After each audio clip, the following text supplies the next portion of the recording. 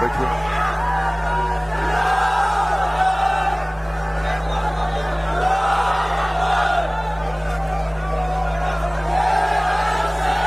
بھائی رک جائیے. بھائی رکیے. بس کریے. بیٹھو.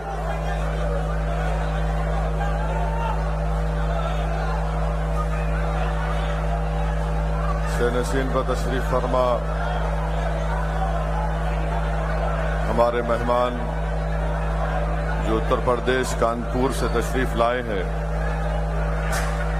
مولانا ہاشم اشرفی کانپوری جو شیخ الجامعہ ہے، جامعہ اسلامیہ اشرفیہ کے، جامعہ اسلامیہ اشرفیہ المدارس کے ہیں. محترم جناب احمد الدین اویسی صاحب، مولانا مسعود حسین مشتہدی صاحب، مولانا مفتی انوار احمد صاحب، مولانا نثار حسین حیدر آغا صاحب، مجلس اتحاد المسلمین کے تمام اراکین اسمبلی، صدور و معتمدین، اراکین بلدیہ تلنگانہ کے علاقوں سے تشریف لائے، مجلس اتحاد المسلمین کے صدور و معتمدین، اراکین بلدیہ، چیئرمین اور معزز حاضرین اکرام، عزیزان ملت، مجلس اتحاد المسلمین نے اس سال جلسہ رحمت العالمین صلی اللہ علیہ وسلم کو ایک ہفتہ ملتوی کیا. اس لیے ملتوی کیا کیونکہ تلنگانہ میں اور شہر حیدرآباد میں گنیش کا وسرجن ہوتا ہے اور کل جماعتی اجلاس میں جہاں پر مجلس کے اراکین اسمبلی گئے تھے، وہاں پر ریاست کے وزیر اعلیٰ نے بھی ہم سے اس بات کی اپیل کی کیونکہ گنیش کے جلوس کو لوگ 2 دن پہلے سے لے جا کر اس کا وسرجن کرتے ہیں، تو مجلس اتحاد المسلمین نے شہر حیدرآباد کے امن کے لیے، ریاست تلنگانہ کے امن کے لیے اور امن و ضبط کو برقرار اور مضبوط رکھنے کے لیے مجلس نے جلسہ رحمت العالمین صلی اللہ علیہ وسلم کو اور نعتیہ مشاعرے کو ایک ہفتہ ملتوی کیا. اور آج الحمدللہ دارالسلام کی تاریخی سرزمین پر جلسہ رحمت العالمین صلی اللہ علیہ وسلم کا انعقاد عمل میں لایا جا رہا ہے اور انشاءاللہ کل نعتیہ مشاعرہ ہوگا جس میں نہ صرف تلنگانہ کے مشہور و معروف نعت خواہ بلکہ ہمارے ملک کے مشہور و معروف شعراء اور نعت خواہ اپنا کلام پیش کریں گے. میرے عزیز دوستوں اور بزرگوں، علماء کرام نے لکھا، میں نے ان کی زبانوں سے سنا کہ انہوں نے یہ لکھا اور فرمایا کہ ماہ ربیع الاول کی ایک بہت بڑی فضیلت ہے، اور علماء کرام نے تصریح فرمائی کہ ماہ ربیع الاول کا مرتبہ ماہ رمضان سے بھی بڑھ کر ہے، اس لیے کہ رمضان میں اللہ سبحانہ و تعالی نے قرآن کریم کو نازل کیا، تو اس ماہ مبارک میں اللہ سبحانہ و تعالی نے قرآن والے کو بھیجا۔ رمضان میں قرآن کو نازل کیا گیا تو اس ماہ مبارک میں صاحب قرآن کو بھیجا، اور اگر اللہ محمد مصطفیٰ صلی اللہ علیہ وسلم کو نہیں بھیجتا تو نہ ہم کو رمضان ملتا، نہ ہم کو قرآن ملتی، نہ ہم کو ایمان میسر میں ہوتا، نہ ہم کو زکوٰۃ دینے کا طریقہ ملتا۔ یہ سب کچھ ملا ہے تو صدقہ ہے نبی کریم صلی اللہ علیہ وسلم کا۔ میرے عزیز دوستوں اور بزرگوں، حدیث قدسی ہے کہ اللہ فرماتا ہے کہ اے میرے محبوب، اگر آپ نہ ہوتے تو میں اپنی ربوبیت کو بھی ظاہر نہیں کرتا۔ عزیزان ملت، اللہ نے انسان کو بے شمار نعمتوں سے نوازا۔ اللہ نے ہم تمام کو، عالم انسانیت کو اللہ نے آنکھیں دیں تاکہ ان آنکھوں سے اس کے قدرت کے چیزوں کو دیکھ سکے۔ اللہ نے انسان کو دماغ دیا تاکہ وہ اس سے استعمال کر کے اس میں اچھے اور برے کی تمیز پیدا ہو سکے۔ اللہ نے انسان کو ہاتھ دیے، پیر دیے تاکہ اللہ کی بنائی ہوئی زمین پر وہ چل سکے اور اپنے ہاتھوں سے محنت کر سکے۔ اللہ نے انسان کو کان دیے تاکہ وہ دنیا کی آوازوں کو محسوس کر سکے۔ یہ ایسی نعمتیں ہیں کہ اس کی ساری کائنات اس کی قیمت نہیں بن سکتی۔ اور اللہ قرآن میں فرماتا ہے کہ اگر تم میری نعمتوں کا شمار کرنا چاہو تو شمار نہیں کر پاؤ گے، مگر جب کائنات میں اللہ نے محمد مصطفیٰ صلی اللہ علیہ وسلم کو بھیجا تو قرآن کریم میں اللہ ارشاد فرما رہا ہے کہ اللہ نے مومنین پر ایک بہت بڑا احسان کیا اور ان میں ایک عظمت والے رسول کو بھیجا۔ تو معلوم ہوا کہ نعمت عظمہ ہے اور اللہ سبحانہ و تعالی خود اس پر احسان جتلا رہا ہے۔ میرے عزیز دوستوں اور بزرگوں، حدیث شریف میں آیا کہ ایک صحابی رسول صلی اللہ علیہ وسلم سے پوچھا کہ یا رسول اللہ صلی اللہ علیہ وسلم، ہم آپ کو قیامت کے دن کہاں پر پائیں گے؟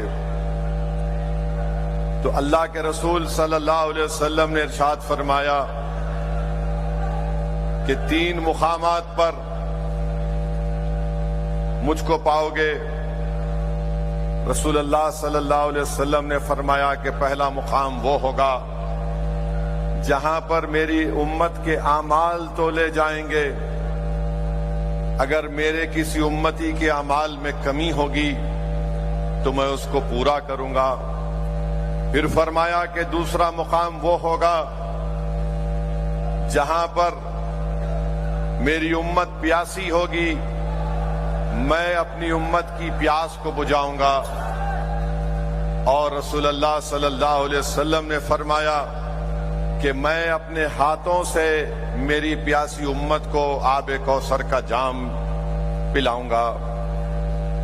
پھر تیسرا مقام رحمت اللہ علیہ صلی اللہ علیہ وسلم نے فرمایا وہ تیسرا مقام یہ ہوگا کہ جہاں پر میرے امت کی اعمال تولے جائیں گے، میری امت پیاسی ہوگی، میں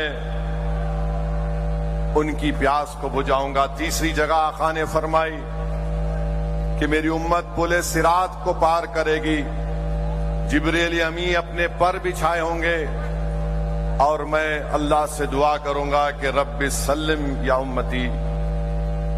اللہ کے رسول صلی اللہ علیہ وسلم دعا فرمائیں گے کہ یا اللہ میری امت کو سلامتی سے گزار دے پل صراط سے۔ اسی لیے کسی نے عشق میں ڈوب کر کہا کہ رضا پل سے وچ کرتے گزریے کہ ہے رب سلم صدائے محمد۔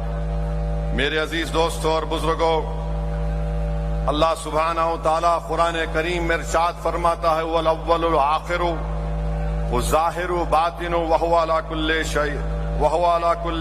شَيْءٍ عَلِيمٌ۔ शेख अब्दुल हक मुहद्दिस दहलवी मदारिज नबुवा में लिखते हैं इस कुरान करीम की आयात के बारे में कि ये हमद खुदा भी है, ये नात मुस्तफ़ा भी है, ये सिफात इलाही भी है और ये सिफात रसूल भी है। मेरे अजीज दोस्तों, इमाम जलालुद्दीन सियूती खसाइसुल कुबरा में हदीस शरीफ लिखते हैं कि अल्लाह के रसूल सल्लल्लाहु अलैहि वसल्लम जब सफर मेराज पर गए तो बाज़ हज़रात ने रसूल अल्लाह सल्लल्लाहु अलैहि वसल्लम को इस तरह कहकर मुखातिब हुए और कहा कि अस्सलाम अलैकुम या अव्वलु, अस्सलाम अलैकुम या आखिरु, अस्सलाम अलैकुम या हाशिरु। जिब्रील अमीन ने कहा कि या रसूल अल्लाह सल्लल्लाहु अलैहि वसल्लम, ये सलाम करने वालों में हजरत इब्राहिम अलैहिस्सलाम है, हजरत मूसा अलैहिस्सलाम है, हजरत ईसा अलैहिस्सलाम है। तो मालूम हुआ कि अंबिया भी रसूल अल्लाह सल्लल्लाहु अलैहि वसल्लम को सबसे अव्वल मानते थे। अल्लाह ने सबसे पहले मेरे नबी को नूर को पैदा किया और आखिरी रसूल बनाकर भेजा। मेरे अजीज दोस्तों और बुजुर्गों, हदीस शरीफ में आया कि रसूल अल्लाह सल्लल्लाहु अलैहि वसल्लम ने फरमाया कि अपनी औलाद को 3 तरबियत दो। एक, अपने रसूल से मोहब्बत उनको सिखाओ।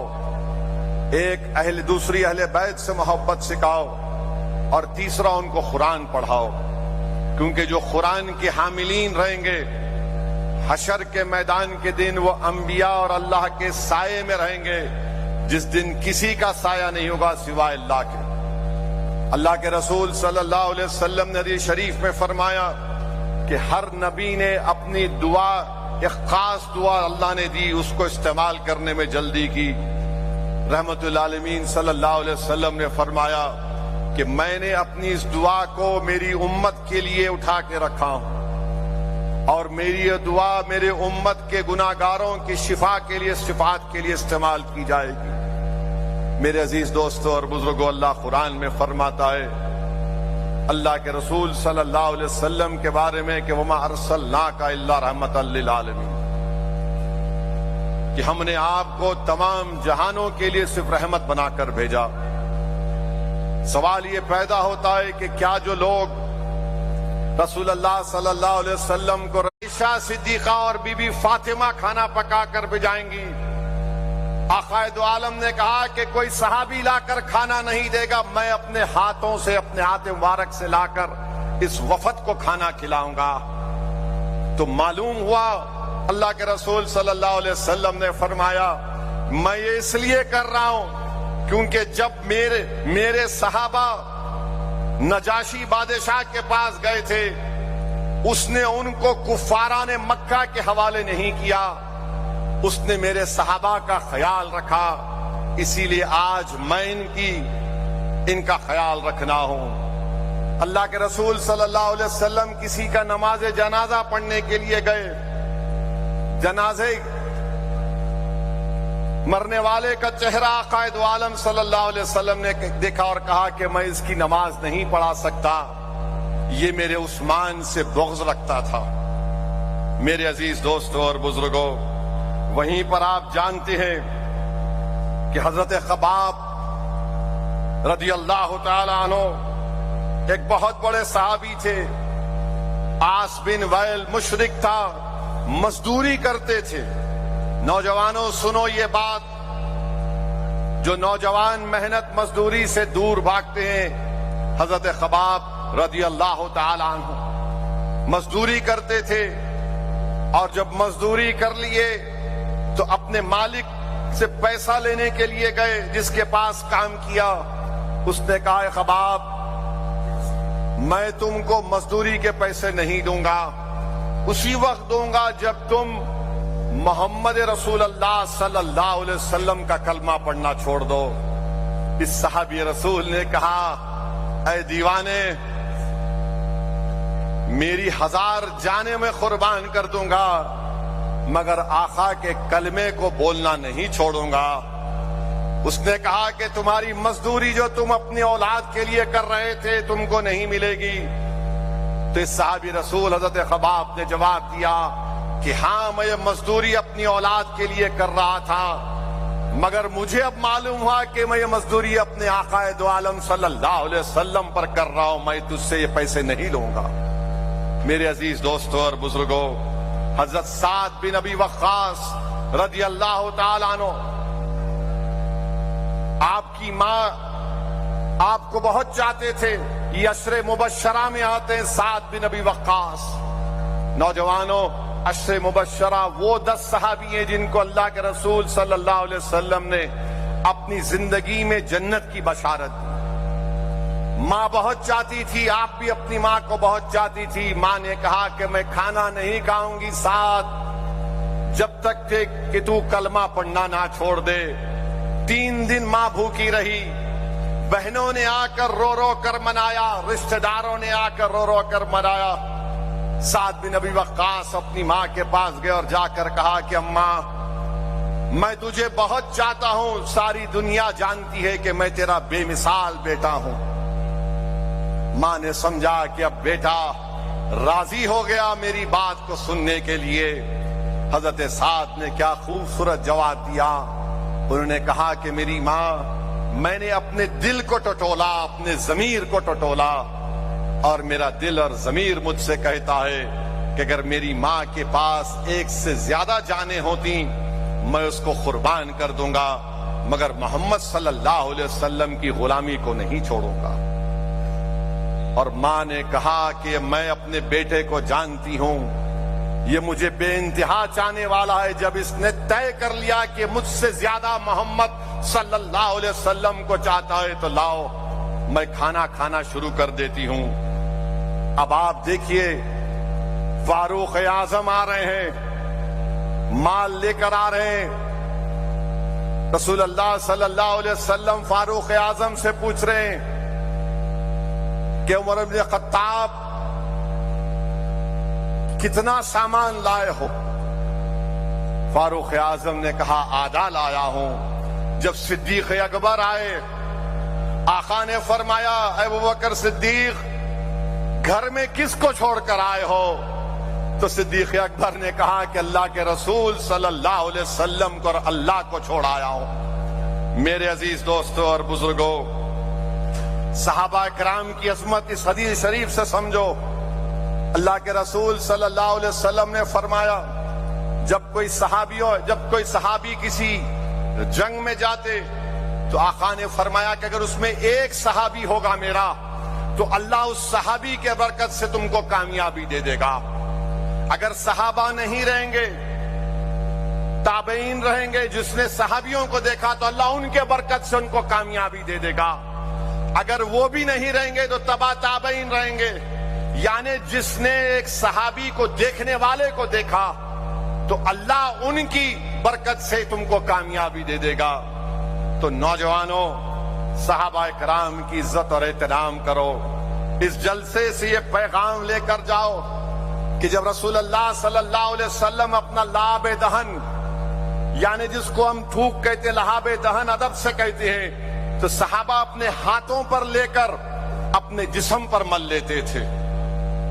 رسول اللہ صلی اللہ علیہ وسلم اپنی ناک کا جو ہم کیا کہتے ہیں ریٹ اگر نکالتے، صحابہ اس کو ہاتھوں پہ لے لیتے، زمین پر گرنے نہیں دیتے۔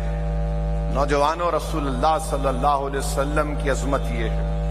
رسول اللہ صلی اللہ علیہ وسلم سے اس طرح محبت کرنے کا طریقہ صحابہ کرام نے ہم کو سکھایا۔ نوجوانوں، تم کو یاد دلا رہا ہوں، تاریخ الکبیر میں امام طبرانی نے ایک صحابی کا واقعہ لکھا، ابو محذیرہ رضی اللہ تعالیٰ عنہ۔ ابو محذیرہ جب وضو کرتے، اپنا امامہ اتارتے تو ان کے بال کے بیچ میں ایک وہ تھی جس کو ہم بولتے ہیں انگٹھی۔ اتنے لمبے بال تھے صحابی ابو محذیرہ کے کہ ان کے کمر تک بال آتے تھے۔ اور رسول اللہ صلی اللہ علیہ وسلم کا حدیث ہے کہ جو آقا نے فرمایا کہ لعنت ہو اس شخص پر جو عورتوں کے مشابہ حرکت کرے گا، لعنت ہو اس عورت پر جو مرد کی طرح کرے۔ اب یہ ابو محذیرہ کے بال اتنے لمبے تھے، کیوں تھے؟ جب وہ بچپنے میں تھے تو ان کی ماں نے رحمت اللہ علیہ صلی اللہ علیہ وسلم کے پاس ابو محذیرہ کو لے کر گئے۔ اور رسول اللہ صلی اللہ علیہ وسلم ان کی ماں کی درخواست پر ان کے لیے دعا بھی کی، اور آقا دو عالم صلی اللہ علیہ وسلم نے اپنا دست مبارک ان کے سر کے حصے پہ رکھا۔ تو ماں نے کہا کہ جس رحمت للعالمین صلی اللہ علیہ وسلم نے، آقا دو عالم نے، شافع روز جزا نے، امام الانبیاء نے میرے بیٹے کے سر پر اس جگہ پر ہاتھ رکھا، میں اپنے بیٹے کے بال نہیں کٹاؤں گی۔ اور ابو محذرہ کہتے تھے کہ میرے ماں نے بال نہیں کٹائے، مجھے بھی حیا آتی تھی کہ میں کیسے اس بال کو کٹاؤں جہاں پر آقا دو عالم صلی اللہ علیہ وسلم کا دست مبارک رکھا گیا۔ نوجوانوں، یہ صحابہ کرام کی رسول اللہ صلی اللہ علیہ وسلم سے محبت۔ ابن حجر اسقلانی بہت بڑے عالم دین، محدث، وہ ثابت بنانی کا واقعہ لکھتے۔ ثابت بنانی کون ہے؟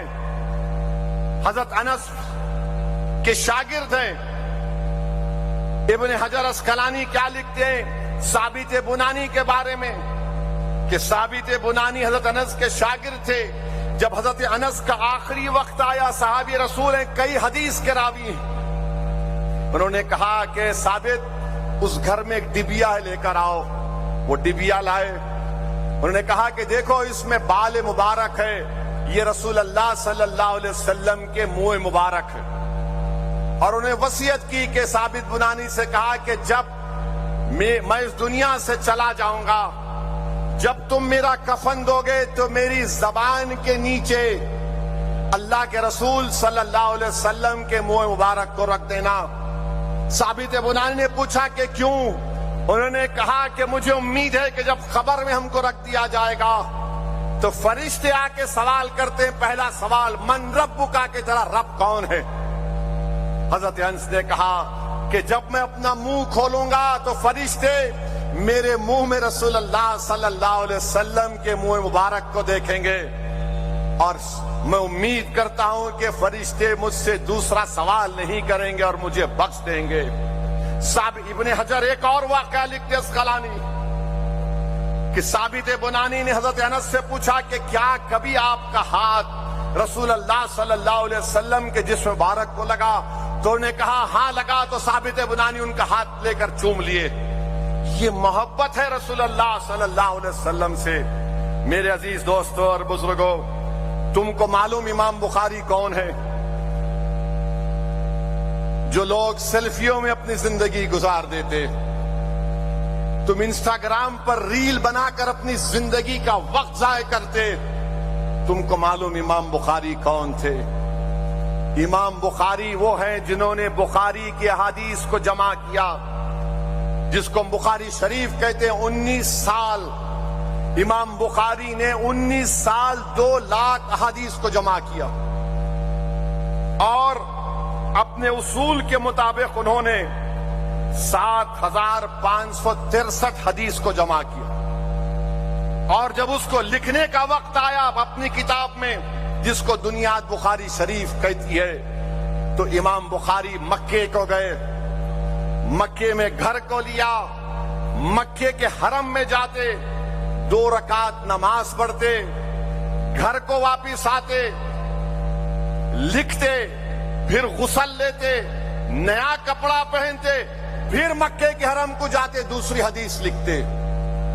تو علماء کرام نے لکھا کہ امام بخاری نے 7563 احادیث کو لکھنے کے لیے 15126 رکعتی نماز پڑھی، ایک ایک حدیث کو لکھنے کے لیے۔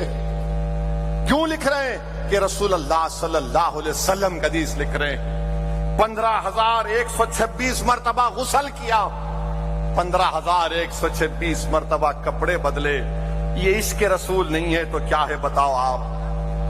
اللہ کے رسول صلی اللہ علیہ وسلم کی جب اس دنیا میں آمد ہوئی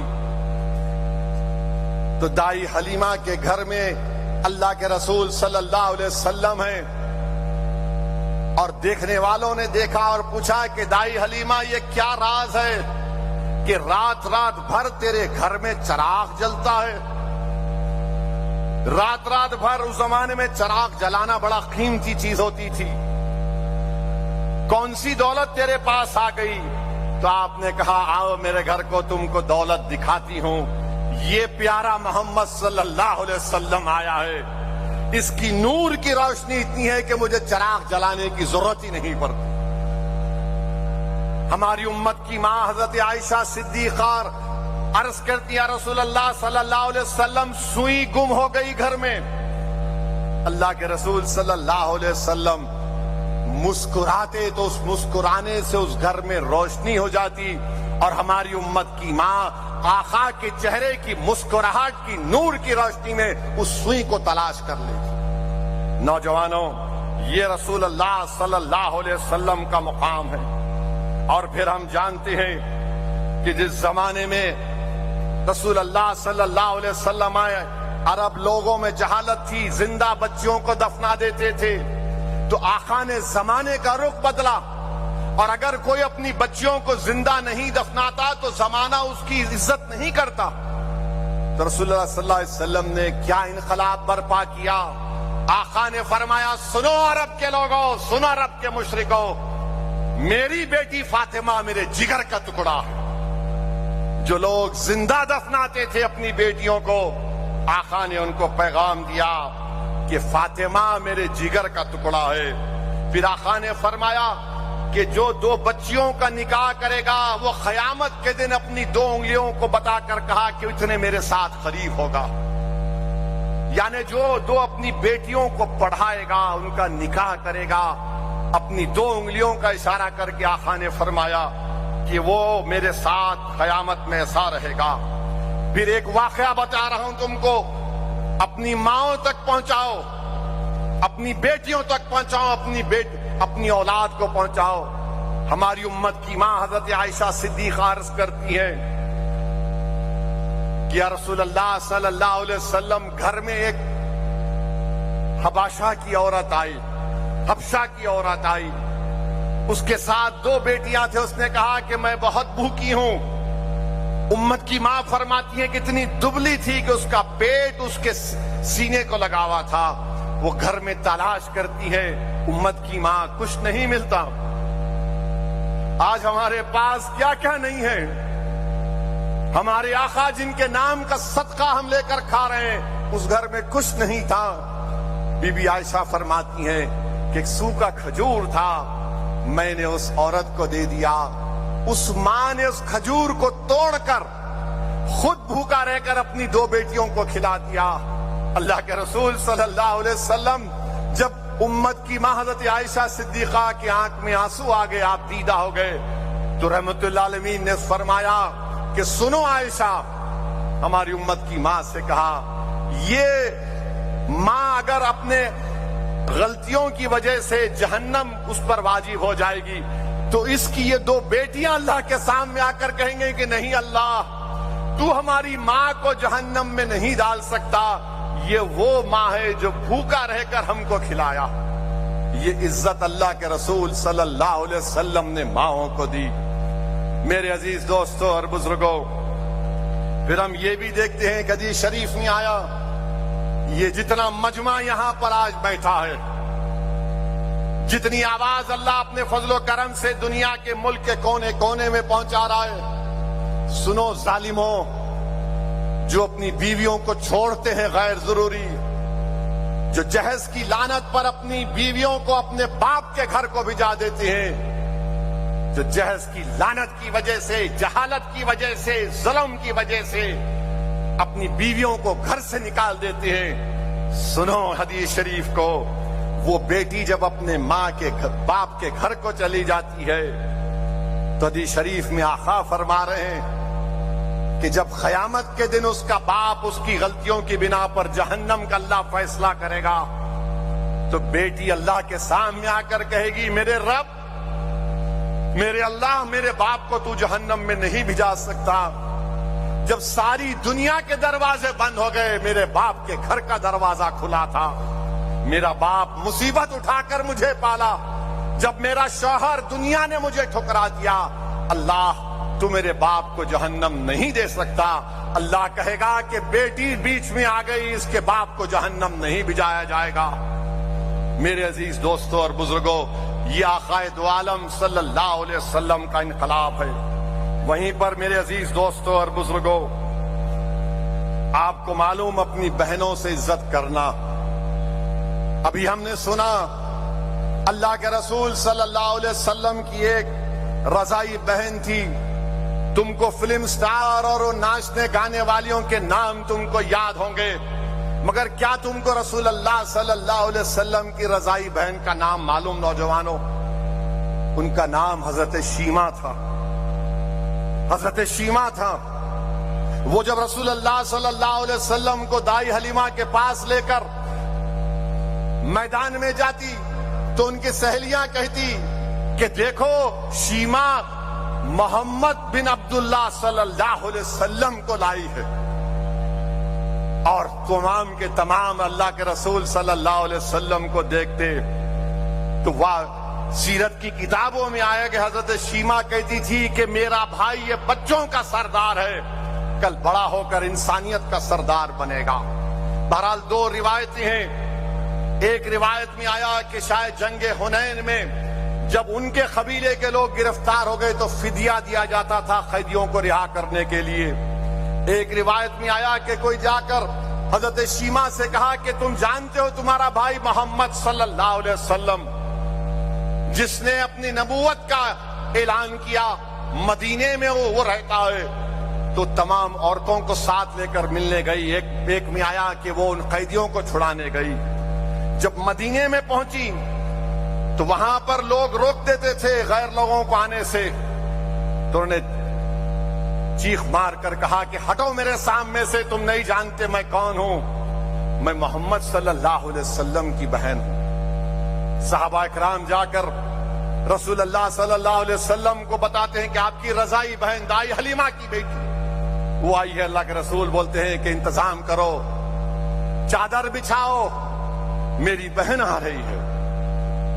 रसूल अल्लाह सल्लल्लाहु अलैहि वसल्लम उनका इस्तकबाल करते हैं, अपनी बहन का, रजाई बहन का। और ये हजरत शीमा देखती है कि सहाबा इकराम का अदब ऐसा है कि कोई नजर उठाकर रहमतुल्लाह आलमीन सल्लल्लाहु अलैहि वसल्लम को नहीं देख रहा है, और सब इस बेचैन है कि आका हमको क्या हुक्म देते हैं। उनके दिल में डर होता है ये रोब ये देखकर। अल्लाह के रसूल सल्लल्लाहु अलैहि वसल्लम कहते हैं कि आजा मेरी बहन, बरसों हो गए तुझे देखकर। वो आगे बढ़ती है।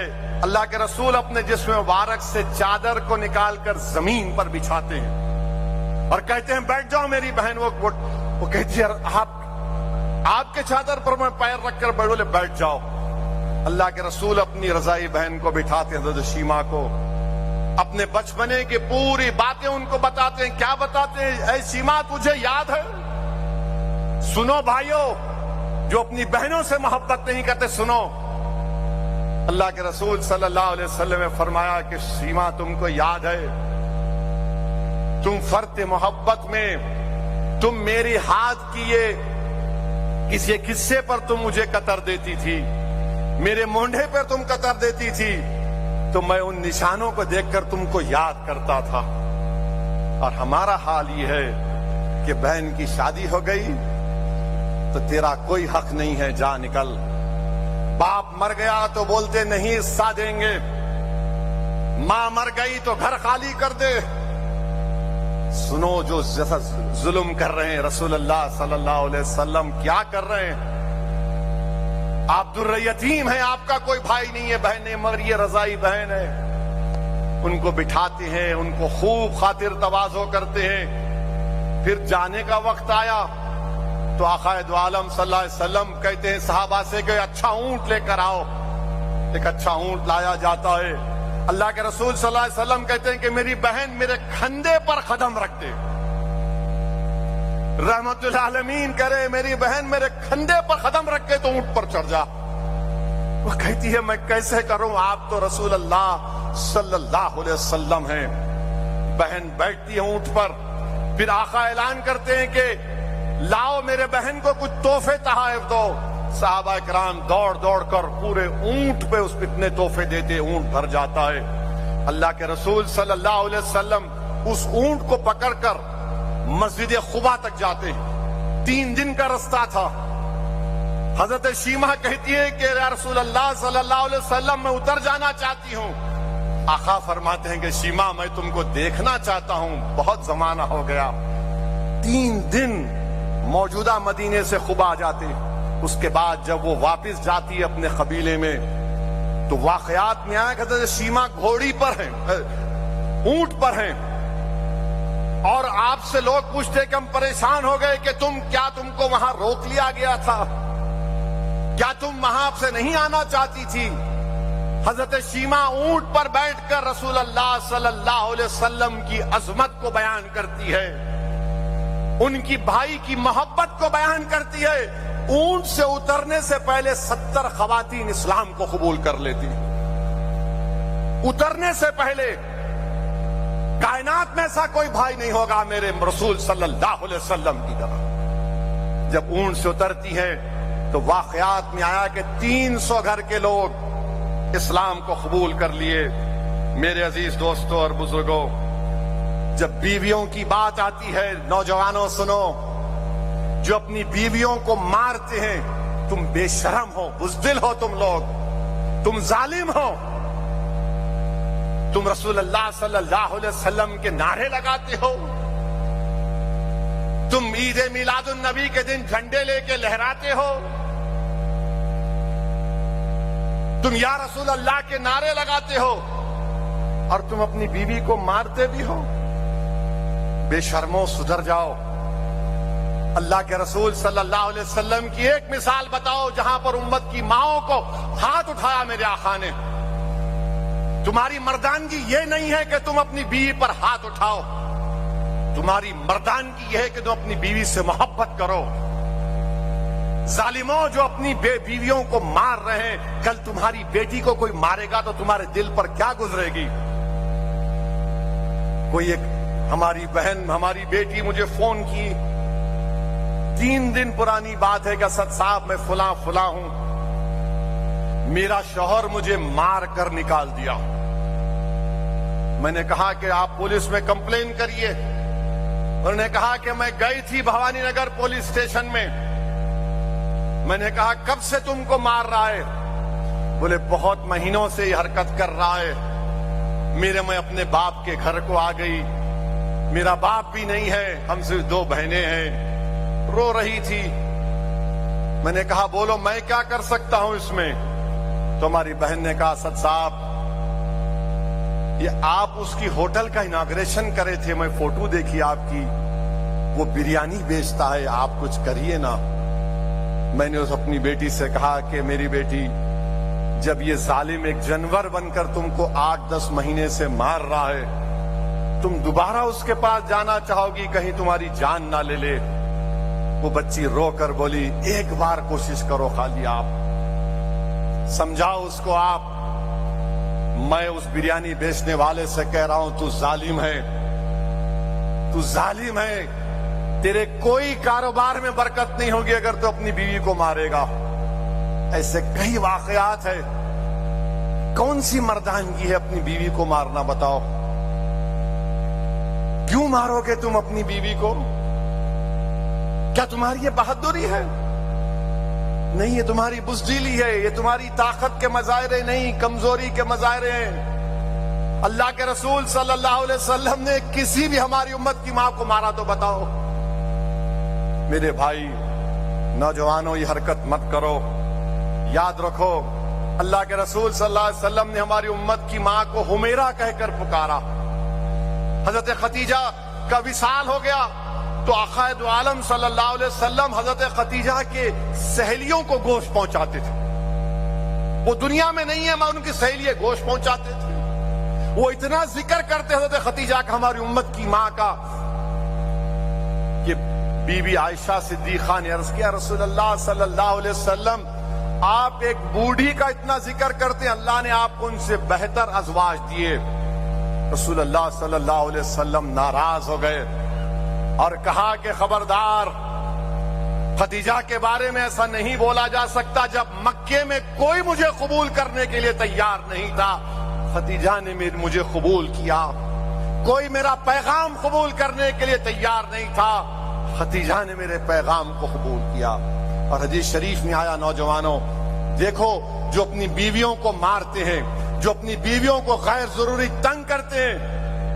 حضرت ختیجہ خاتون جنت بی بی فاطمہ سے عرض کرتی ہیں کہ جاؤ اپنے ابا محمد صلی اللہ علیہ وسلم سے کہو کہ مجھے ان کے جسم پر جو کملی ہے مجھے دے دے. وہ جا کر خاتون جنت عرض کرتی ہیں آقا ان کے پیچھے آتے ہیں اور پوچھتے ہیں امت کی ماں سے کہ کیوں آپ نے پوچھا؟ تو کہتے ہیں میرے زندگی کا آخری وقت آ گیا یا رسول اللہ صلی اللہ علیہ وسلم، میں آپ کے دی ہوئی اس کملی میں اس کو کفن کے طور پر خبر میں جانا چاہتی ہوں. اللہ کے رسول صلی اللہ علیہ وسلم کی آنکھ میں آنسو آ جاتے اور کہتے ہیں کہ تم جو کچھ مجھ سے مانگنا چاہو مانگو، میں دینے کے لیے تیار. نوجوانوں یہ آقا کی مثالیں دے رہا ہوں تم کو. اگر تم یہاں سے اٹھ کر جاؤ گے اور اپنی زندگیوں میں تبدیلی نہیں لاؤ گے، اپنی بیویوں پر ظلم کرو گے، تو پھر یاد رکھو بد نصیبی تمہارا مقدر بن جائے گی، خدا نہ خواستہ. وہیں پر میرے عزیز دوستوں اور بزرگوں، غلام اس زمانے میں غلام ہوتے تھے.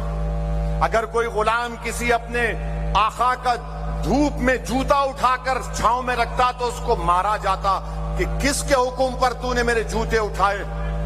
غلام کہتا کہ دھوپ ہے تمہارے جوتے خراب ہو رہے تھے، تو مالک بولتا کہ تو اتنا بڑا ہو گیا کہ بغیر مجھ سے پوچھے اجازت لیے. اور جب حضرت بلال کا معاملہ آیا، حضرت بلال کالے رنگ کے ہیں، حضرت بلال کالے رنگ کے ہیں. اور جب آقا دو عالم صلی اللہ علیہ وسلم سفر معراج سے واپس آئے، حضرت بلال کو بلا کر پوچھا بلال تو ایسا کون سا عمل کرتا ہے کہ جنت میں نے تیرے قدموں کی آہٹ سنی. تو اسلام میں کالے گورے کا فرق نہیں ہے. اور ہمارا معاملہ کیا ہے نوجوانوں کا؟ ارے بہت کالا ہے میاں انہیں. میرے بھائی کبھی چہرے میں اپنا آئینہ دیکھے، آئینے میں اپنا چہرہ دیکھے تم شاید اچھا میک اپ کر کے اپنے آپ کو اچھا نظر آتے ہوگے، مگر تمہارا ضمیر تمہارا دل پکار کر کہتا ہے کہ تم میں یہ برائی ہے، تم میں یہ برائی ہے. حضرت بلال کو آقا نے فرمایا کہ تمہاری پیروں کی آہٹ میں نے جنت میں سنی. اور فاروق اعظم نے کیا کیا؟ فاروق اعظم نے حضرت بلال کو کہا ہے بلال ادھر آؤ. ہاتھ لیا اور اپنے آنکھوں کو لگا کر کہا ہے بلال دنیا تجھے غلام کہے گی مگر تو میرا آقا ہے. یہ غلاموں کو آقا دو عالم صلی اللہ علیہ وسلم نے. اور جب مکہ فتح ہوا، یہی حضرت بلال سے آقا نے کہا کہ چڑھو کعبۃ اللہ پر، چڑھ کے اذان دو. سب صحابہ ہیں دیکھ رہے ہیں کہ کس کو حکم ہوگا. رحمت اللہ عالمین صلی اللہ علیہ وسلم نے کہا بلال آپ چڑھیے چھت کے اوپر. میرے عزیز دوستوں اور بزرگوں، یتیموں کی بات آئی. کتنے ایسے یتیم بچے ہیں جن کو ہم دھتکارتے ہیں. اور قرآن میں اللہ فرما رہا سورہ ماؤن میں ارأیت الذی یکذب بالدین فذلک الذی یدعو الیتیم، یعنی جو لوگ یتیموں کو دھکا دے کر بھجا دیتے، دھکا دے کر یتیموں کو بھگا دیتے، ان پر کوئی رحم نہیں کرتے، اتنے سنگ دل تھے. اللہ کے رسول صلی اللہ علیہ وسلم صحابہ کے ساتھ بیٹھے ہیں. ایک شخص آ کر کہتا ہے یا رسول اللہ میرا بچہ گم ہو گیا، صبح سے نہیں مل رہا ہے. تو اچانک ایک صحابی آ کے بولتے نہیں ان کا بچہ فلاں جگہ پر بچوں کے ساتھ کھیل رہا ہے، وہ دوڑتا ہے. رسول اللہ صلی اللہ علیہ وسلم اس کو بلاتے ہیں، رات کے پوچھتے ہیں کیوں دوڑا ہے اتنی تیزی سے؟ تو بولے یا رسول اللہ صلی اللہ علیہ وسلم بیٹا صبح سے گم تھا، معلوم ہوا تو دوڑ رہا ہوں. اللہ کے رسول کیا بولتے اس کو صلی اللہ علیہ وسلم؟ سنو، یتیموں کا مقام آقا نے دیا. فرمایا کیا فرمایا کہ جب تم بچوں میں جاؤ گے تو اس کو اپنا بیٹا بول کے نہیں پکارنا، اس کو اپنا نام سے نہیں پکارنا، بیٹا کہہ کر پکارنا. تو اس نے پوچھا ہے رسول اللہ صبح سے بچہ گم ہو گیا، نام سے نہیں پکاروں؟ آقا نے فرمایا صلی اللہ علیہ وسلم نے کہ ان بچوں کے ساتھ یتیم بھی ہوں گے جن کے ماں باپ نہیں ہوں گے، ان کو تکلیف پہنچے گی جب تو اپنے بیٹے کو اس کے نام سے پکارے گا. سوچو تم یہ رحم دلی کو پیدا کرو. رسول اللہ صلی اللہ علیہ وسلم نے فرمایا کہ اس نام لے کر مت پکارو، بیٹا بولو. رسول اللہ صلی اللہ علیہ وسلم نے فرمایا کہ جب تم اپنے گھر میں گوشت بناتے ہو تو اس کی خوشبو سے تمہاری پڑوسی کو جو غریب ہے تکلیف ہوگی. یا تو زیادہ پانی ڈال دو, یا تھوڑا شوربہ اس کو دے دو, یا پھر رات میں پکاؤ جب تمہارے پڑوسی کے بچے سو جائیں گے. میرے بھائی, یہ تعلیمات ہیں. جو تم ناچ رہے ہو نا, گھوم رہے ہو, تم ڈی جے پہ ناچ رہے ہو, شرم کرو تم لوگ. تم ڈی جے پہ ناچو گے؟ ارے تم دنیا کو نچانے آئے ہو, تم خود ناچ رہے ہو. تم کو دنیا تمہارے ناچ کو دیکھ کر بولے گی یہ محمد صلی اللہ علیہ وسلم کا امتی ہے. اللہ کے رسول صلی اللہ علیہ وسلم عید کی نماز کو جا رہے, ایک غریب یتیم بچے کو روتا ہوا دیکھتے ہیں, پوچھتے کیوں رو رہا ہے؟ بولے میں یتیم ہوں, میرے پاس ماں باپ نہیں ہے.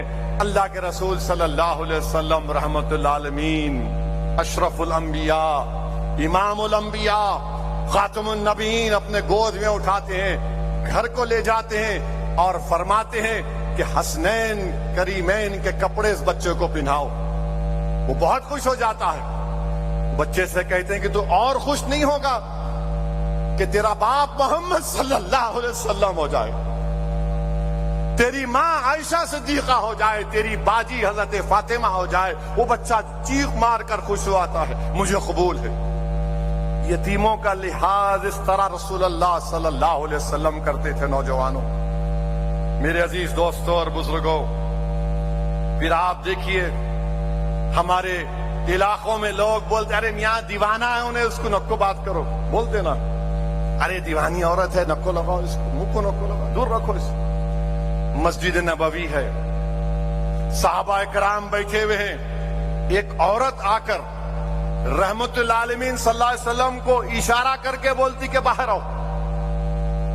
رحمت للعالمین صلی اللہ علیہ وسلم کو اشارہ کر کے بولتی باہر آؤ. صحابہ بیٹھے ہیں, فاروق اعظم بیٹھے ہیں, شیر خدا حضرت علی بیٹھے ہیں.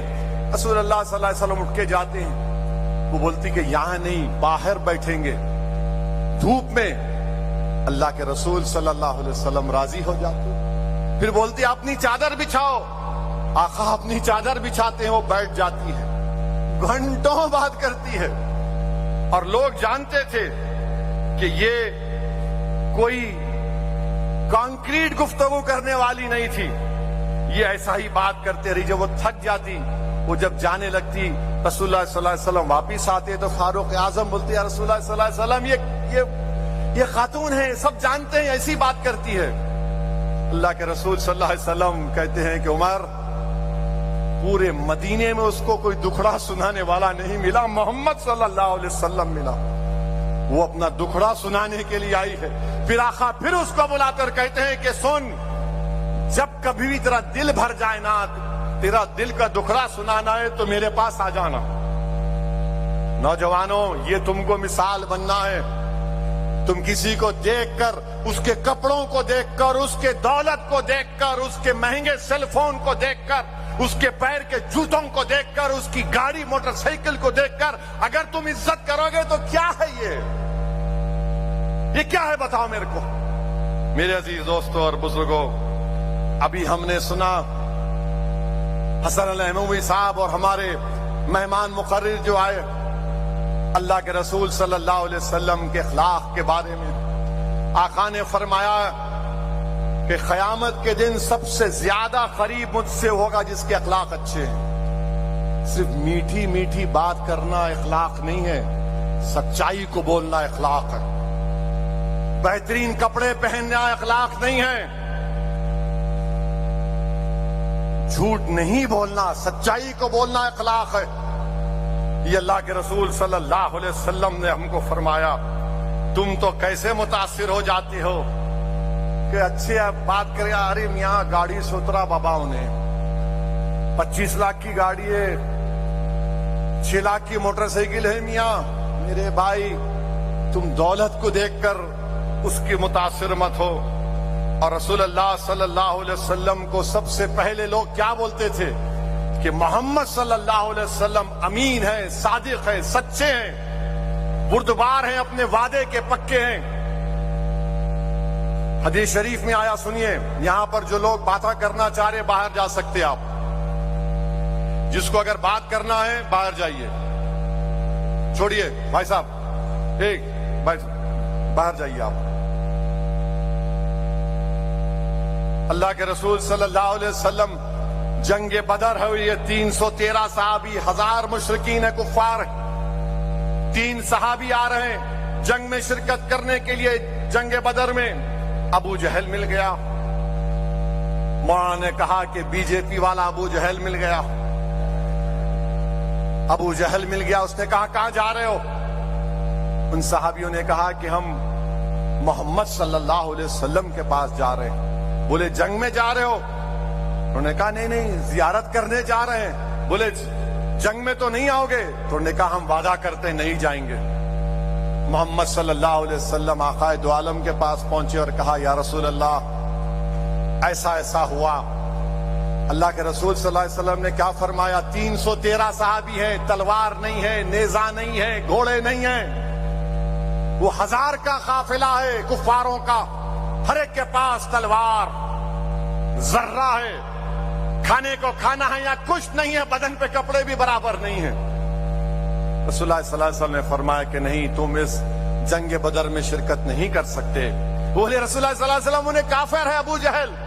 بولے مگر وعدہ تو مومن نے کیا تھا نا, وعدہ تو مومن نے کیا تھا, تم نہیں شرکت کر سکتے. میرے بھائی ایک صحابی رسول تھے عبداللہ ابن روحہ, اردن میں ان کی مزار مبارک ہے. عبداللہ ابن روحہ نے کہا اگر قرآن میں اللہ اپنے نبی کی نبوت کا آیت کا اظہار نہیں کرتا, اگر جبریل امین نہیں آتے, اگر ہم اپنی آنکھوں سے چاند کے ٹکڑے 2 ٹکڑے ہوتے نہیں دیکھتے, ہم رسول اللہ صلی اللہ علیہ وسلم کی انگلیوں سے پانی بہتا ہوا نہیں دیکھتے, ہم حضرت جابر کے دسترخوان پر 100 صحابیوں کو کھانا کھاتے ہوئے نہیں دیکھتے, تب بھی ہم رسول اللہ صلی اللہ علیہ وسلم کے چہرے کے حسن کو دیکھ کر بولتے کہ یہ کبھی جھوٹ نہیں بولنے والا. میرے عزیز دوستوں اور بزرگوں, یہ اللہ کے رسول صلی اللہ علیہ وسلم نے فرمایا کہ جو مومن جھوٹ بولتا ہے وہ کمزور ہو جاتا ہے, بخیل ہو جاتا ہے. اور یاد رکھو, یہ وعدے اگر تم کرو گے کسی سے تو اس کو دہراؤ. ایک یہودی حضرت بلال کو قرضہ دیا اور بولا کہ فلاں وقت تک ادا کر دینا. 3 دن پہلے یہودی آ گیا اور حضرت بلال سے تلخ گفتگو کیا. رسول اللہ صلی اللہ علیہ وسلم بھی آ گئے, آقا دو عالم صلی اللہ علیہ وسلم سے بھی تلخ گفتگو کیا. فاروق اعظم تلوار نکال دیے. آقا نے فرمایا ٹھہرو, اور فاروق اعظم کو حکم دیا کہ جاؤ اس کی جتنی رقم ہے اتنے کھجور دو, اور تم نے جو غیر ضروری غصہ کیا اس کے بھی کھجور دے دو. فاروق اعظم اس یہودی کو لے کر گئے, اور یہودی کو لے کر گئے. وہ یہودی آپ سے بات کرنا شروع کر دیا. فاروق اعظم اس سے بات نہیں کر رہے تھے. اس نے کہا اے عمر بن خطاب رضی اللہ تعالیٰ عنہ کہ میں ایک یہودیوں کا عالم ہوں, ہماری کتاب تورات میں نبی و آخر الزمان کا ذکر ہے. میں نے اللہ کے رسول محمد صلی اللہ علیہ وسلم کی نشانیاں دیکھی ہیں. میں ایک نشانی کو دیکھنا چاہتا تھا کہ اگر کوئی ان سے جہالت سے گفتگو کرے گا تو وہ صبر کریں گے اور ان کا حلم میں اضافہ ہوگا. تو میں نے دیکھ لیا عمر, اب تم مجھے مدینے والے کے پاس لے کر چلو. عمر مجھے معافی دلاؤ اور مدینے والے کا کلمہ مجھے پڑھا دو, کیونکہ میں تورات میں جو پڑھا ہوں وہ آخری نبی محمد صلی اللہ علیہ وسلم ہے. میرے نوجوانوں, بردباری سے کام کرو اور صبر اختیار کرو. 100 مرتبہ صبر کا ذکر قرآن کریم میں اللہ نے کیا. صبر کرنا بزدلی نہیں ہے. کتب حدیث میں 500 حدیث ہے. اس کے راوی کون ہے؟ شیر خدا حضرت علی. اور حضرت علی نے کیا فرمایا کہ جس طرح جسم میں سر کا مقام ہے اسی طرح اسلام میں صبر کا مقام. صبر کرو نوجوانوں, مایوس مت ہو جاؤ. کیا تم نہیں جانتے کہ امام حسین کا مقابلہ یزید پلید سے ہوا؟ اس کے پاس دولت, طاقت, حکومت, تلواریں, امام حسین کے پاس صبر تھا. امام حسین شہید ہو گئے, اہل بیت کے خاندان کے افراد شہید ہو گئے کربلا میں. یزید اس کے بعد بھی 4 سال زندہ رہا, مگر امام حسین نے اس کو ایسے گھیرے میں لے کر مارا کہ صبح قیامت تک یزید پلید ہو گیا, اور حکومت حسین کی تھی اور حسین کی رہے گی انشاءاللہ تعالی. میرے عزیز دوستوں اور بزرگوں, ہم دشمن کو اپنے صبر میں ڈوب کر ماریں گے انشاءاللہ, اپنے صبر میں اس کو ڈبا کر ماریں گے. اور ہمارے مجلس کے چاہنے والوں سے کہہ رہا ہوں, روز کوئی نہ کوئی فون کر کے بولتے انہیں ایسا بول دیا, انہیں ویسا بول دیا, انہیں یہ بول رہا. میرے بھائی, امام احمد بن حنبل کا ایک واقعہ یاد آ رہا ہے. امام احمد بن حنبل ایک بچھو کو پانی میں ڈوب رہا تھا, اٹھا لیے, وہ پھر ڈسا, اس کو چھوڑ دیے. پھر پانی میں ڈوب رہا تھا, پھر اٹھا لیے, پھر ڈسا, پھر چھوڑ دیے. ایسا 3-4 مرتبہ ہو گیا. تو امام احمد بن حنبل رضی اللہ تعالی عنہ کے شاگرد نے کہا کہ امام اس کو کیا کر رہے ہیں, ڈوب رہا ہے, ڈوبنے دیجئے نا, آپ بچا رہے ہیں, ڈس رہا ہے. تو امام احمد بن حنبل نے کیا کہا, میں اس کے ڈسنے کی وجہ سے اپنی فطرت کو نہیں بدلوں گا. یہ ڈسنا جانتا ہے, میں اس کو بچانا جانتا ہوں. تو جو لوگ بچھو بنے ہوئے ہیں ہم ان کو بھی بچائیں گے, آج نہیں تو کل وہ ڈسنا چھوڑیں گے. مگر ان کے ڈسنے سے کیا ہو رہا ہم کو بتاؤ آپ. پارلیمنٹ کے الیکشن میں ٹائیں فش ہو گئی, ہوئی نہیں ہوئی, پورے دنیا کے بچھواں جمع ہو گئے, پورے بچھواں جمع ہو گئے. ہم بولے آؤ ڈسنے کی کوشش کرے, مگر ان کے ڈسنے میں دم ہی نہیں تھا, ٹائیں پھوس ہو گئی. تو نہیں چیخا مت مارو. بتانے کا مقصد یہ ہے کہ کبھی بھی آپ لوگ جو ہے نا صبر کا دامن مت چھوڑیے. کسی شاعر نے اچھا کہا تھا,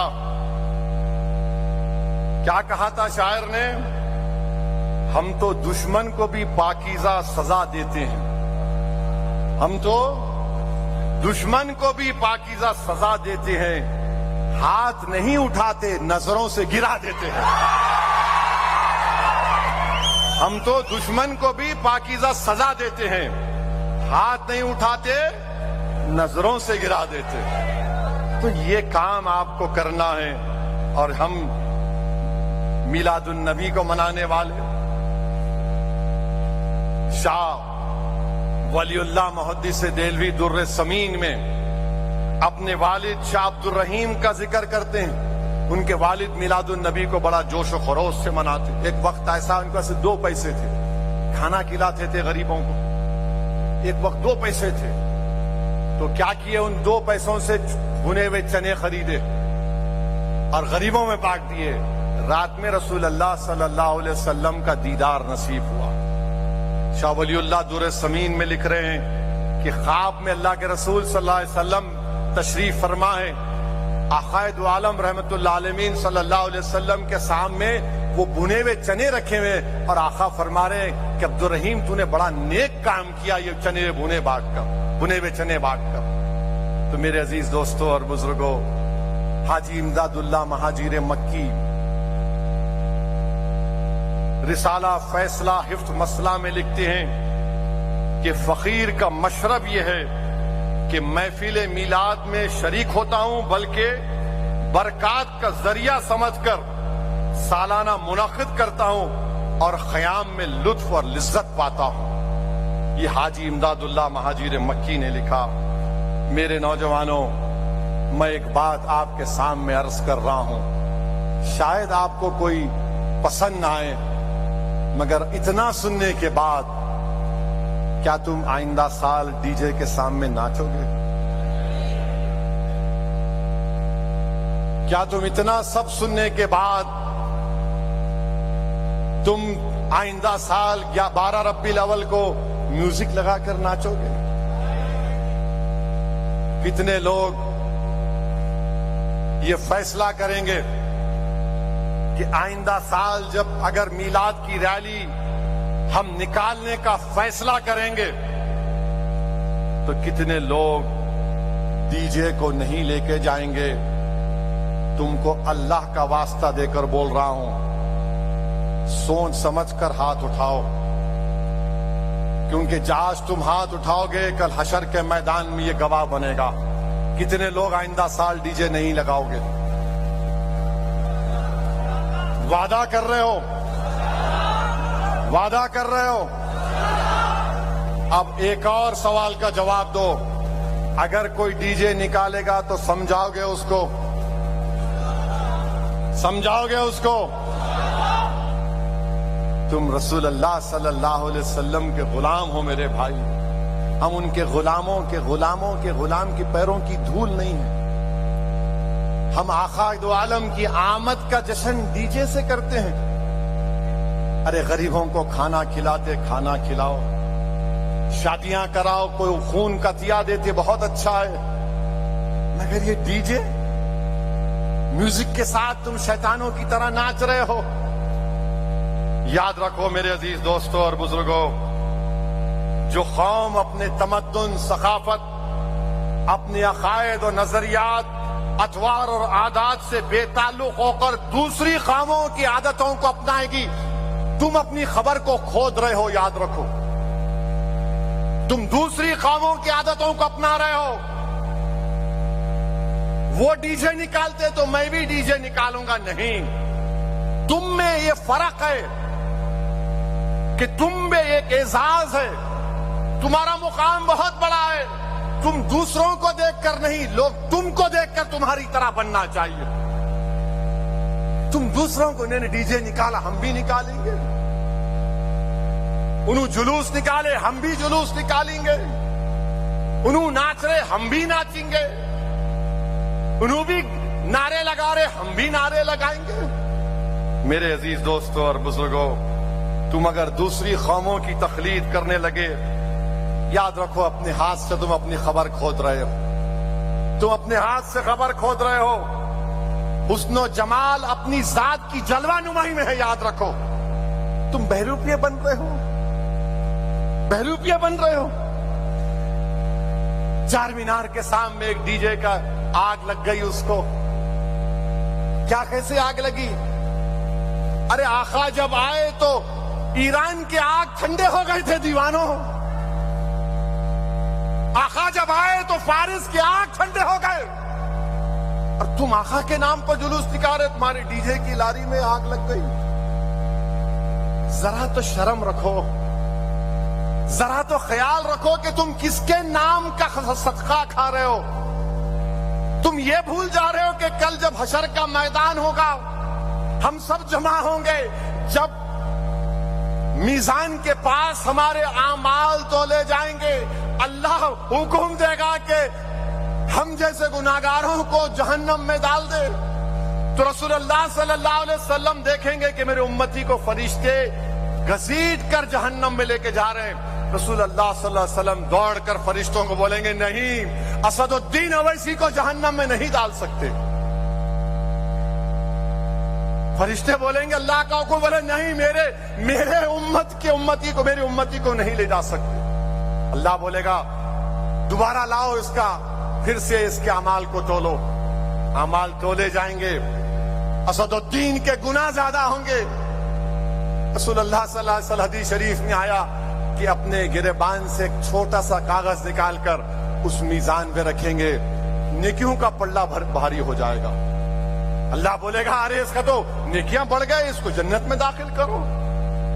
وہ آدمی خوش ہوگا, چیخ مارے گا اور بولے گا, آپ کون ہیں, آپ کون ہیں جو مجھے جہنم سے بچا لیے؟ تو رحمت العالمین فرمائیں گے, میں محمد صلی اللہ علیہ وسلم ہوں, میرے امتی. میں تو مجھ پر درود و سلام کے نذرانے پیش کرتا تھا, میں اس درود و سلام کو تیرے اعمال میں رکھا اور تجھے تیرے نیکیوں کا پلڑا بھاری ہو گیا. میرے بھائی نیک بنو میرے دوستو. کیا تم کو اتنا بھی تم نہیں دیکھ رہے کہ فلسطین میں 40,000 غزہ میں لوگ مارے گئے, 12 लाख लोग बेघर हो गए, घर नहीं है। یہ تو ٹینٹ بہت اچھا ہے، یہ اس میں پانی لیک نہیں ہو رہا ہے، کپڑوں کے ٹینٹ میں فلسطینی رہ رہے ہیں، کپڑوں کے ٹینٹوں میں۔ اور جب 11 ربیع الاول آیا تو جن کے بچے مر گئے،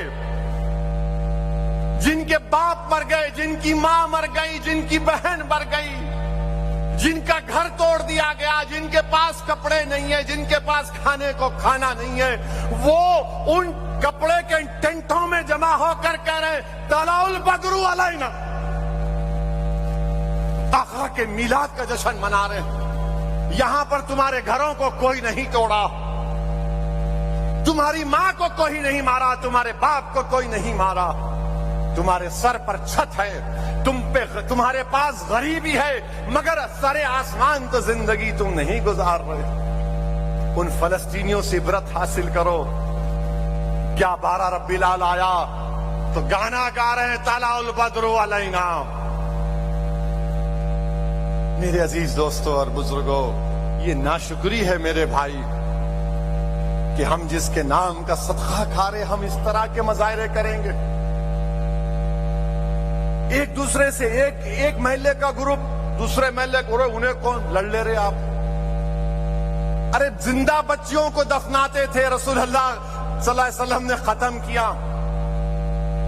لوگ قبیلوں میں لڑتے تھے، آقا نے کہا تم بھائی ہو، دو بھائی لڑیں گے، کیوں لڑیں گے؟ نہیں تو بہت بچوں کو لے کے اینٹ رہا کیا لڑ رہے؟ یا رسول اللہ صلی اللہ علیہ وسلم نعرہ لگا رہے اور لڑ رہے۔ کبھی تو خیال رکھو، اتنی تو حیا رکھو۔ دنیا تم کو دیکھ کر ہنس رہی ہے، پتھر مار رہے گھروں پر، کیا کر رہے تم؟ بعض لوگ منہ میں پاکٹ ہے، منہ میں ڈال رہے، کیا ہے؟ انہیں ہنسنے کی بات نہیں ہے۔ سگریٹ پھونک رہے، یا رسول اللہ، تم سگریٹ پی کے یا رسول اللہ بولو گے؟ پاکٹ ڈال کر یا رسول اللہ بولو گے؟ یہ تمہاری محبت ہے؟ بے شرما، تم اپنے باپ کے سامنے سگریٹ پی سکتے؟ تم اپنے باپ کے سامنے ناچ سکتے؟ اور تم کس کا نام لے کر ناچ رہے تھے اس دن؟ جو ہم کو حشر کے ان کی شفاعت سے ہم جہنم میں نہیں جنت میں جائیں گے۔ نوجوانوں، تم کیا گلے میں گر رہے ہو؟ برباد ہو جاؤ گے تم اغیاروں کی تہذیب کو اپنا رہے ہو۔ تم کو فخر نہیں ہے تم مسلمان ہو؟ تم کو اس بات کا اطمینان نہیں ہے کہ میں محمد صلی اللہ علیہ وسلم کا امتی ہوں؟ تم کو اس بات کا غرور نہیں ہے کہ ہم جب تک لا الہ الا اللہ محمد رسول اللہ بولتے رہیں گے اس وقت تک دنیا میں قیامت نہیں آئے گی؟ کیا کر رہے تم لوگ؟ کیوں کر رہے تم یہ؟ کیا ہو گیا تم لوگوں کو؟ کیا تم فلسطینیوں کی طرح برباد ہونا چاہ رہے ہو؟ بولو، کیا تم لیبیا میں جو بربادی ہونا چاہتے ہو؟ کیا تم کو دکھ نہیں رہا اطراف میں تمہارے کیا ہو رہا ہے؟ مگر نہیں، حیدرآباد میں تمہاری طاقت سیاسی جماعت ہے، تمہاری دعاؤں سے تو ہم جو چاہے کر لیں گے۔ نہیں نوجوانوں، بدلو اپنے آپ کو۔ اگر تم نہیں بدلے تو یاد رکھو تم اپنی خبر کو کھود رہے ہو، تم غیروں کی تہذیب کو اپنا رہے ہو۔ ارے کم سے کم جلوس میں تو ڈی جے نہیں، بلکہ میں تو تلنگانہ حکومت سے یہ اپیل کروں گا، کسی بھی مذہب کا جلوس ہو اس میں کوئی ڈی جے نہیں آنا چاہیے، چاہے مسلمانوں کا ہو، ہندو کا ہو، کسی کا بھی ہو۔ کیوں ڈی جے ہونا چاہیے؟ ریلیجیس پروسیشن میں ڈی جے کا کیا کام؟ اگر کسی کو ڈی جے ہونا تو جا کے ان کلبوں میں بیٹھو جہاں پر فحشہ حرکتیں ہوتی ہیں، جہاں پر ننگا ناچ ہوتا ہے۔ مگر کم سے کم میرے آقا محمد صلی اللہ علیہ وسلم، ہمارے نبی، ہمارے آقا رحمت اللہ عالمین کا نام لے کر تو تم مت ناچو، ایسا اچھل رہے ہیں۔ کیا ہو گیا تم لوگوں کو؟ تم اس طرح اچھل رہے ہو؟ ارے تم کو اچھلنا اس وقت ہے جب تم کسی ایک ولی کے سامنے بیٹھ کر اپنے دل پر ضرب مارو اللہ اللہ اللہ، جب تم کو معلوم ہوگا یہ دین کیا ہے، تم صرف phone phone phone phone phone phone, بس فون کو دیکھنا ہے۔ فون تمہارا ایک نیا کیا باس ہو چکا ہے، بس فون کو دیکھیں گے۔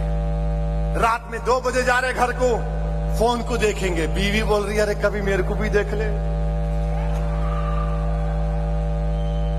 گھر کو آ رہے، اماں بول رہے ہم کو تو دیکھ لے، اماں السلام علیکم۔ بیوی کا بھی حال ایسا ہے، انہوں ٹی وی میں، شوہر فون میں، بیٹے آئی پیڈ میں ہے، اماں بیٹیاں آئی پیڈ میں ہے، پورا ماحول ماشاءاللہ سبحان اللہ۔ کبھی تم ورزش کرو، کھیل کود کرو، چلو، صحت کو بناؤ، طاقتور بنو اپنے آپ کو، مگر نہیں، خالی فون منہ میں کھولے، وہ ڈالے، سگریٹ پی لیے، مل رہا نا وہاں پہ، وہاں مل لے، چل، موٹر سائیکل ایک پہیے پہ چلا رہے، کیا ہوا بولو؟ تم کو معلوم پولے صراط کیا ہے؟ پولے صراط تلوار کی تیز دھاری ایک برج کی طرح ہے، برج بھی نہیں ہے، اس پہ سے گزرنے کا ہے اندھیرے میں۔ فجر کی نماز کتنے لوگ باجماعت پڑھتے؟ ہاتھ اٹھاؤ۔ دیکھو آپ، یہ حال ہے آپ کا۔ آپ کی سچائی کو سلام کرتا ہوں۔ جو فجر کی نماز باجماعت پڑھتے، حشر کے میدان میں جب پولے صراط کو جائیں گے نا، تم ایک ایک قدم رکھیں گے تو تمہارے قدموں میں روشنی اللہ پیدا کرے گا۔ کیوں؟ تم باجماعت فجر کی نماز پڑھتے تھے، تم عشاء کی نماز اندھیرے میں جا کر پڑھتے تھے، مگر نہیں۔ اب کسی سے پوچھو، اب ملا میاں صبح نہیں اٹھے؟ نہیں صاحب ذرا دیر ہو گئی رات میں۔ ارے 1 دن 2 دن، رات بھر 2 بجے جاگ رہے۔ ایک صاحب تھا تہجد پڑھ کے سویا تھا، مطلب فجر گول کیسا ہو گئی؟ پھر تہجد پڑھ کے سو گیا، فجر کو نہیں اٹھا۔ ارے دیوانے، فرض کام پہلے کر۔ میرے بھائی بزرگوں، گفتگو تلخ ہو گئی، مگر میں آپ کو بتانے کا مقصد یہ تھا کہ دل میں ایک تکلیف تھی۔ اگر آئندہ سال، مجھے نہیں معلوم کہ میلاد کا جلوس نکلے گا یا نہیں نکلے گا، کیونکہ ڈی جے تو ناقابل قبول ہے، ڈی جے تو ناقابل قبول ہے۔ کیا کیا کر رہے آپ لوگ؟ آپ دوسرے مسلمان برادری کے خلاف نعرے لگا رہے، وہ بھی دیکھا میں۔ بے شرمو، کیا کر رہے ہو تم؟ اتحاد کی مثال تو پیدا کرو۔ عصبیت کے مظاہرے کیوں کر رہے ہیں آپ لوگ؟ کیا ہو رہا ہے آپ کو؟ اب کیا لوگ آ کے تم کو مار کر متحد کریں گے؟ میرے عزیز دوستوں اور بزرگوں، نہیں معلوم آئندہ سال میلاد کا جلوس نکلے گا یا نہیں نکلے گا۔ اور یہ ڈی جے کیوں ہونا چاہیے؟ کسی بھی مذہبی تہوار میں ڈی جے کی کیا ضرورت؟ حکومت کو ایک فیصلہ لینا چاہیے، ڈی جے بند کر دو۔ آپ بالکل ڈی جے بند کر دینا چاہیے، کوئی ڈی جے نہیں چاہیے۔ کیوں کر رہے بھائی؟ سمجھو پیسے کا ہے تو غریبوں کو دو، بچیوں کی شادیاں نہیں ہو رہی ہیں، پیسے جمع کر کے شادی کراؤ، پڑھاؤ بچوں کو۔ تم کو معلوم اسد الدین اویسی سے لوگ نفرت کیوں کرتے؟ کئی وجہ ہے۔ ایک وجہ یہ ہے کہ جانتے ہیں کہ اس کے باپ صلاح الدین اویسی رحمت اللہ علیہ نے مجھے پڑھایا تھا۔ یہ جانتے ہیں کہ اس کو اللہ نے نبی کریم صلی اللہ علیہ وسلم کے صدقہ طفیل میں لندن سے بیرسٹری کی ڈگری دلائی، اس لیے مجھ سے جلتے ہیں۔ تم پڑھو، قابل بنو، طاقتور بنو، کچھ تو ہمت کرو۔ تم نہیں دیکھ رہے کتنی دشمنی ہے؟ میرے عزیز دوستوں اور بزرگوں، اور پھر ہم یہ بھی دیکھتے ہیں کہ ہمارے وطن عزیز میں مسلمانوں سے نفرت کے جو مظاہرے ہو رہے ہیں، حد تو یہ ہو گئی کہ بنگلور کے ہائی کورٹ میں، بنگلور کے ہائی کورٹ کے لارڈشپ جج صاحب نے بیان دیا۔ کیا بیان دیا؟ کہ بنگلور میں ایک علاقہ ہے مسلمانوں کا، انہوں نے کہا وہ پاکستان کا علاقہ ہے۔ جج، ہائی کورٹ کا جج ہے، آپ بتائیے یا لارڈشپ کو کیا ہو گیا؟ آپ کورٹ میں بیٹھ کے بول رہے ہو علاقہ پاکستان کا ہے. جج صاحب یہ بھارت کا علاقہ ہے, یہ بھارت کا ملک ہے. جو سمویدھان پر آپ نے حلف لے کر انصاف کرنے کا آپ نے حلف لیا تھا, اور آپ اس علاقے کو پاکستان کہہ رہے ہیں. میرے عزیز دوستوں اور بزرگوں, اچھی بات ہے کہ سپریم کورٹ نے اس کا نوٹس لیا ہے. اچھا, وہی جج صاحب ایک لیڈی لائر کو بول دیے, لائر کو بول رہے اماں اب آپ یہ بولیں گے کہ تمہارا کلائنٹ انڈرویئر کون سی رنگ کی پہنتا. نہیں, ہنسنے کی بات نہیں ہے, ان کی سوچ دیکھو آپ. وشو ہندو پریشد ایک میٹنگ کری, اس میٹنگ میں 25 سے زیادہ ریٹائرڈ ججز آ گئے. میڈیا کی رپورٹ ہے. اب بتائیے, جو انصاف کرنے والے اگر جا کر وہاں بیٹھیں گے وشو ہندو پریشد RSS کے پاس, کیا انصاف کریں گے یہ لوگ؟ کون سے سمویدھان کا پاس لحاظ کریں گے؟ کون سا قانون کی بالادستی کو سامنے رکھ کر فیصلہ دیں گے؟ میں بھارت کے مسلمانوں سے اپیل کر رہا ہوں, دیکھو ان چیزوں کو, محسوس کرو ان چیزوں کو. اور پھر ہم نہیں دیکھتے کہ ایک کریم نگر کا MP ہے جو بھارت کی کیبنٹ میں وزارت داخلہ کا منتری ہے. کریم نگر میں یہ بول رہا ہے کہ بھارت کے مدرسوں میں AK-47 سکھایا جاتا جھاڑو کے ساتھ.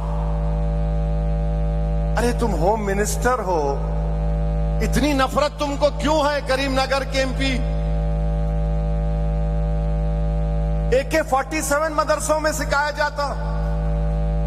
راجا رام موہن رائے, منشی پریم چند مدرسوں میں نہیں پڑھے تھے؟ یہ کہہ رہا ہے مدرسوں میں AK-47 سکھایا جاتا. سنو کریم نگر کے MP, تمہاری RSS آزادی کی لڑائی میں کوئی رول ادا نہیں کی تھی. RSS کے لوگ میاں مٹھو بن کر بیٹھے تھے. انگریزوں سے قربانیاں ہم مسلمانوں نے دی. انگریزوں کے خلاف لگائیں گے, انگریزوں کے خلاف یہ مدرسے والوں نے جہاد کا فتویٰ دیا تھا. سنو کریم نگر کے MP, کریم نگر کے MP انگریزوں کے خلاف علامہ فضل حق خیرآبادی نے جہاد کا فتویٰ دیا تھا. کالا پانی کی سزا علامہ فضل حق خیرآبادی کو ہوئی. اسی کالا پانی بھی علامہ فضل حق خیرآبادی کا انتقال ہو گیا. سنو کریم نگر کے MP, تمہاری RSS کچھ نہیں کی بھارت کی آزادی کی لڑائی میں. مراد آباد کے عالم دین حضرت کافی جب پھانسی کے پھندے پر جا رہے تھے تو مسکرا رہے تھے, نعت شریف پڑھ رہے تھے. تم نہیں جانتے ہماری تاریخ کو کریم نگر کے MP. تم کو اسلامہ فوبیا کی ایک بیماری ہے. مسلمانوں سے نفرت کرنا تمہاری فطرت ہے, اور تمہارا پرائم منسٹر جھوٹا ہے. سب کا ساتھ, سب کا وکاس, سب کا وشواس. اور یہ کریم نگر کا ان کا کیبنٹ کا منتری AK-47 سکھایا جاتا کہتے. ارے تو کا ہوم منسٹر ہے, اس مدرسے میں AK-47 نکالا تو؟ کون سے مدرسے میں AK-47 ہے؟ ہمارے مدرسوں میں مڑی, ہمارے مدرسوں میں بچوں کو زبان سے نرم گفتگو کرنا سکھایا جاتا. ہمارے مدرسوں میں بچوں کو اللہ کا خوف پیدا کیا جاتا, اور محمد صلی اللہ علیہ وسلم پر مر مٹنے کا جذبہ سکھایا جاتا ہے. یہ ہمارے مدرسے. انہوں آ کے بول رہے AK-47. اچھا, AK-47 آپ ہوم منسٹر ہیں نا, منی پور میں 800 ہتھیار پولیس کے لے کے بھاگ گئے, اب تک نہیں ملے. ارے جانا وہاں پہ منی پور کو تو. موڈی نہیں گئے منی پور کو. وہاں پر عیسائی لوگوں کا، مہیلاؤں کا، خواتین کا ریپ ہوا. ایک دو نہیں، سووں کی تعداد میں. پولیس کے جہاں ہتھیار رکھا جاتا ہے وہاں سے 800 ہتھیار لوٹ کے بھاگ گئے. ہم لوگ بولتے نا خواجہ کا لنگر لوٹ کے جا. پورے ہتھیار لوٹ کے بھاگ گئے. انہوں پورے مدرسوں میں AK-47. ذرا منی پور کو جاؤ منتری جی، اچھی سیکیورٹی رکھ کے جانا. وہاں نہیں جائیں گے. مگر ہمارے موڈی جی کیا کیے؟ منی پور جل رہا ہے، پچھلے 1 سال کے قریب ہو گیا. یوکرین کی جنگ بند کرانے کے لیے NSA کو بھیجے، پوٹن کے پاس، زیلنسکی کے پاس. موڈی جی گھر میں آگ لگی اس کو تو بجھاؤ. گھر میں آگ لگی، گھر کی فکر نہیں ہے. یوکرین میں جنگ نہیں ہونا. کیا ایکٹنگ کرتے، واہ. وہاں زیلنسکی کے پاس گئے، ہاتھ پکڑ لیے، بہت خراب ہوا، کتنے بچے مر گئے. موڈی منی پور میں سووں کی تعداد میں عیسائی عورتوں کی عصمت ریزی کی گئی. چرچز، 100 سے زیادہ چرچز کو جلا دیا گیا. آپ وہاں کیوں نہیں جاتے موڈی جی؟ نہیں، یوکرین کی جنگ بند کرائیں گے، پوٹن سے ملیں گے. کیا بات ہے. گھر جل رہا ہے مگر گھر کی فکر نہیں. مگر پڑوسی کے گھر میں جھانک رہے، کیا پکڑا دیکھتا ہوں ذرا. موڈی جی یہ جھانکنا چھوڑ دو، اچھا نہیں ہے. اب وہ کیا کیا ہو گئی نہیں معلوم. یوکرین، اب آپ دیکھیں جشن رحمت العالمین ہے. یہ جو مکے کے مشرکین ایسی کرتے تھے، جو رسول اللہ صلی اللہ علیہ وسلم ان کو دعوت حق دیتے تھے تو سیٹی مارتے تھے. اگر جذبات کے مظاہرے کرنا ہے تو نعرہ لگاؤ، نعرے تکبیر، نعرے تکبیر. یہ ہونا. اب سنو، سنو ابھی سنو. 3:30 ہو گئے. ہاں ٹائم ہے. میں نہیں جا رہا ہوں. میرا آپ کا دفتر ہے، اپنا گھر ہے. کون روکتا اپنے گھر میں؟ اپنا گھر ہے، بیٹھو. دارالسلام ہے. ابھی تو اور بولنا ہے، ذرا مسالہ بہت ہے آج. ہاں تو اب آپ دیکھو بلڈوزر. یہ بلڈوزر جو ہے، سنیے بلڈوزر جو ہے کہاں لکھے جی؟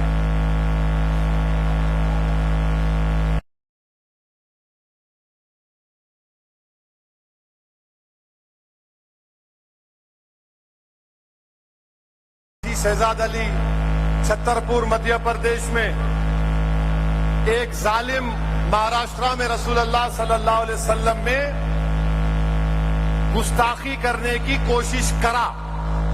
کبھی نہیں بولنا گستاخی کیا، گستاخی کرنے کی کوشش کرا. اگر کوئی وہ دیوانہ آسمان کو دیکھ کے تھوکا تو تھوک بھی کس پہ گرتا؟ کوشش کیا. تو حاجی شہزاد علی جو ہے 20,000 اسکوائر فٹ کا اپنا نیا گھر بنائے. احتجاج کیے اس ملعون کے خلاف. اچھا، جو رسول اللہ صلی اللہ علیہ وسلم کی شان میں گستاخی کرتا، اس کو قرآن کیا بولا معلوم آپ کو؟ ولید بن مغیرہ نام یاد رکھ لو. یہ رسول اللہ صلی اللہ علیہ وسلم کی شان میں گستاخی کیا تو رسول اللہ صلی اللہ علیہ وسلم بولے کہ اس میں کئی عیب ہے, غلطیاں ہیں. اس کو بلا کے بولے تیرے میں یہ عیب ہے, تیرے میں یہ عیب ہے, مانتے گیا.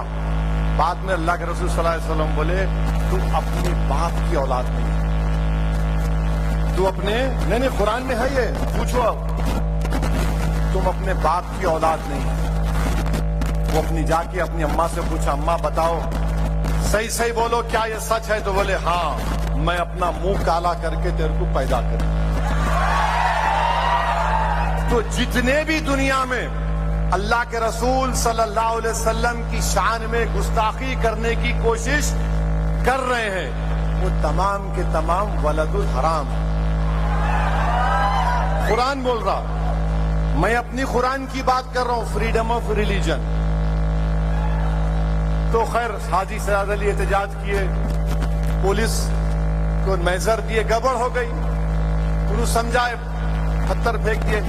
تو مدھیہ پردیش کی پولیس بلڈوزر لے جا کر 20,000 اسکوائر فٹ کا گھر توڑ دیا. 20,000 اسکوائر فٹ کا. حاجی شہزاد علی نے بیان دیا کہ میں اللہ کے رسول صلی اللہ علیہ وسلم کی عظمت کے لیے احتجاج کیا. ایک 20,000 اسکوائر فٹ کا گھر کیا, ایسے 10 گھر میں آقا پر قربان کرتا ہوں. مگر میرے بھائی حاجی شہزاد علی کا نقصان ہو گیا. نئے گھر میں سامان رکھ رہے تھے, بی جے پی کی ظالم حکومت نے گھر کو توڑ دیا. مودی کے بلڈوزروں نے مسلمانوں کے گھروں کو نیست و نابود کر دیا. مودی کے بلڈوزروں نے مسلمانوں کے گھروں کو چن چن کر, ایک محلے میں 20 گھر ہے تو ایک مدھیہ پردیش کا ڈی ایم بول رہا ہے کہ صرف مسلمانوں کے گھر کو توڑوں گا, صرف مسلمانوں کے گھروں کو توڑ دیا جا رہا ہے. اور پھر کوئی ایک مہاراشٹر میں بول رہا ہے کہ مسجد میں گھس کے ماروں گا.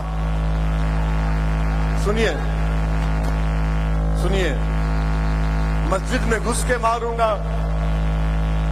پرائم منسٹر, کیا قانون اس پر لاگو نہیں ہوگا جو کہہ رہا ہے کہ مسجد میں گھس کے ماروں گا؟ کیوں کہہ رہا ہے وہ؟ کیونکہ جانتا ہے کہ مودی اقتدار پر ہے, اسی لیے مسجد میں گھس کے ماروں گا.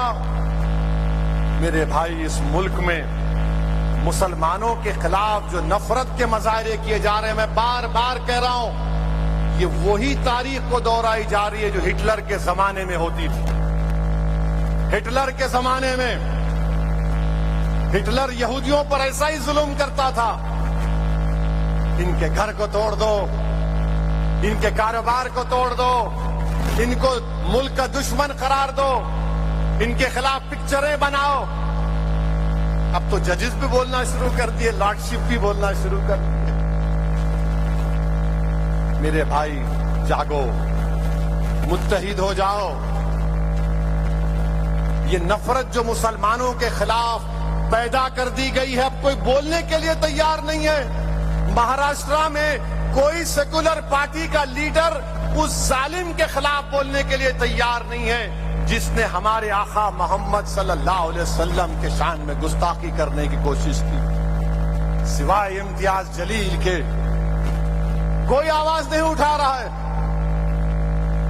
میں نے امتیاز جلیل سے کہا, مجلس کے ذمہ داروں سے کہا, اپنا فرض آپ نبھا رہے ہیں, اللہ آپ کو سلامت رکھے, اللہ آپ کی کوششوں میں برکت عطا کرے گا, اللہ کامیاب کرے گا. میرے عزیز دوستوں اور بزرگوں, پھر آپ یہ بھی دیکھتے ہیں کہ لوگ ہمارے ملک میں ایک قانون بنا رہے ہیں, کوشش کر رہے ہیں کہ وقف کی جائیداد ہم سے چھین لی جائے. میں بار بار کہہ رہا ہوں, بی جے پی والے بولتے پورے ملک میں اویسی جا کر لوگوں کو اکسارا, انہیں بول رہا مسجدیں چھین لیں گے, درگاہ چھین لیں گے, قبرستان چھین لیں گے, عیدگاہ چھین لیں گے, زمینات چھین لیں گے. بی جے پی والوں, تم میری سچائی کا سامنا نہیں کر سکتے, میں جانتا ہوں تمہاری حرکتیں کیا ہیں. یہ جو کہہ رہا ہوں بھارت کے مسلمانوں سے کہہ رہا ہوں, یاد رکھو, ہم نے ایک بابری مسجد کو کھویا. اور کیوں کھویا بتا رہا ہوں آج تم کو. یہ جو قانون موڈی لائے ہیں, بل لائے ہیں, قانون نہیں بنا ابھی. اس میں وقف بائی یوزر ہے, یعنی آپ کسی چیز کو استعمال کرتے ہیں تو اس سے اس کے استعمال پر وہ وقف ہو جاتی ہے. مثال کے طور پر ایک قبرستان ہے, تدفین ہو رہی, وقف کی ہو جاتی برسوں سے. مسجد ہے, جس انگریزی کا ورڈ ہے ٹائم اممیموریل سے آپ نماز پڑھ رہے ہیں, وقف بائی یوزر ہے. عیدگاہ ہے.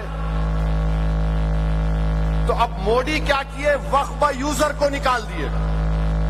اور موڈی یہ بول رہے کہ آپ رجسٹرڈ ڈیڈ سے اب آپ وقف کرنا, یعنی جتنے وقف کی پراپرٹیاں ہیں 33,000 وقف کی پراپرٹی تلنگانہ میں. تو موڈی یہ بول رہے کہ اب یہ قانون جب خدا نخواستہ بن گیا تو یہ 33,000 وقف کی پراپرٹیز جو تلنگانہ میں ہے, اس میں 90% کے پاس ڈیڈ نہیں ہے, رجسٹرڈ ڈیڈ نہیں ہے.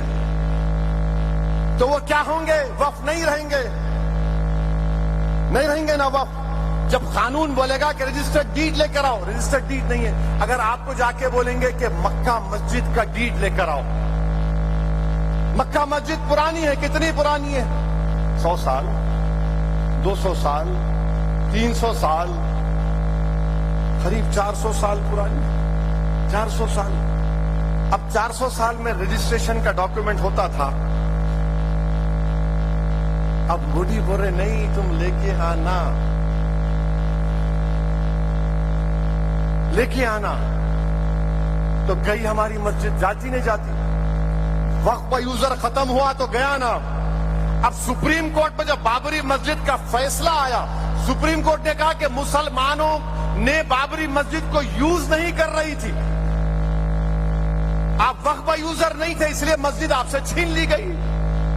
تو موڈی سپریم کورٹ کے ججمنٹ کو دیکھ لیے کہ وقف بائی یوزر کو نکالو اور بولو کہ نہیں تمہاری مسجد نہیں ہے.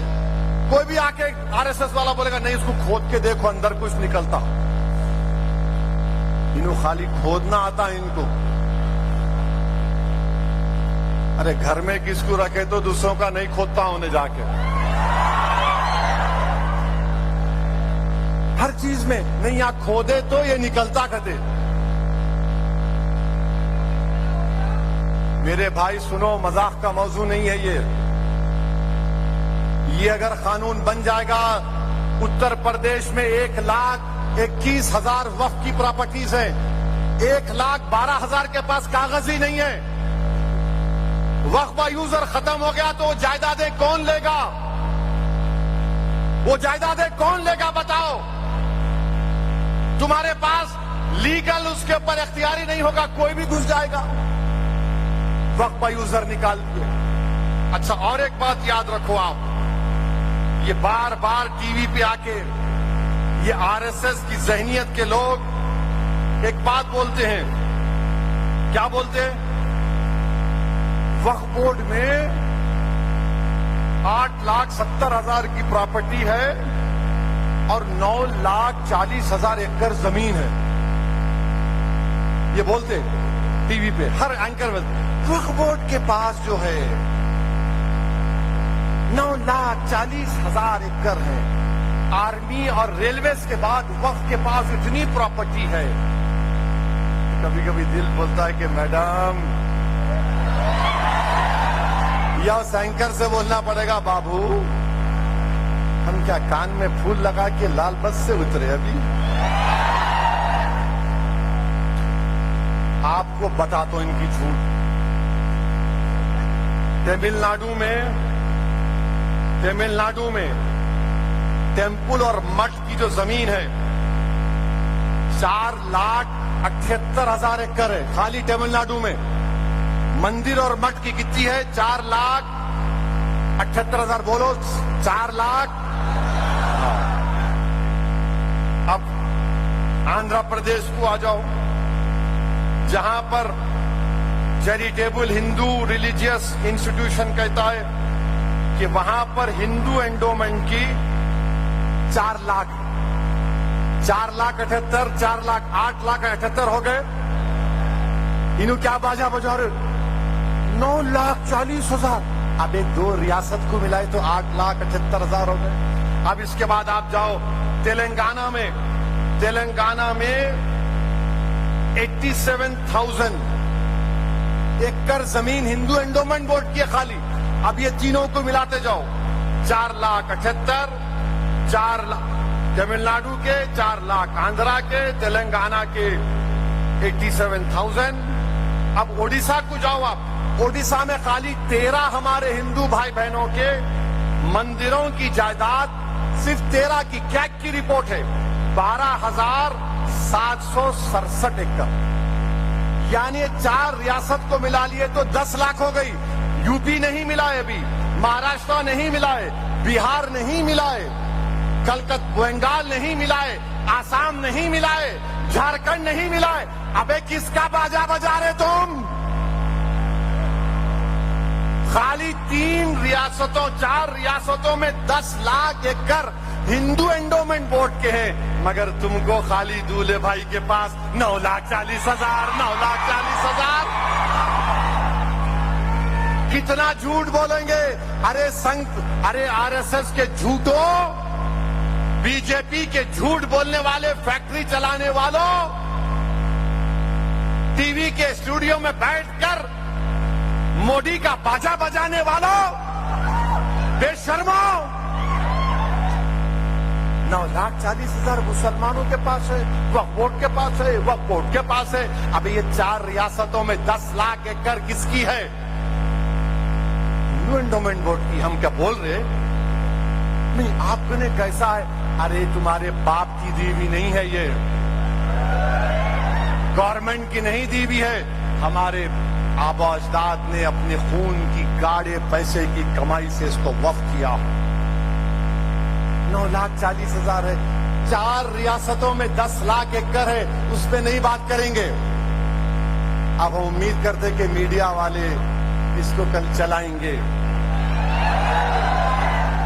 डरिए मत मोदी से, मोदी अभी जा रहे हैं, बाय बाय हो रहा है। इंशाअल्लाह ताला जम्मू कश्मीर हारेंगे, हरियाणा भी हारेंगे, महाराष्ट्र में मजलिस कामयाब होगी, मजलिस के एमएलए बनेंगे इंशाअल्लाह ताला। इम्तियाज जलील बनेगा एमएलए, मुफ्ती इस्माइल बनेगा, धूलिया से फारूक शाह बनेंगे, सोलापुर से फारूक बनेगा, मुंबई वर्सोवा से इंशाअल्लाह ताला रईस लश्करिया और हमारे कई एमएलए को कामयाब करना है। महाराष्ट्र की विधानसभा में जाना है और जाकर उनसे पूछना है, कौन है वो जो बोल रहा था मस्जिद में घुस के मारेंगे?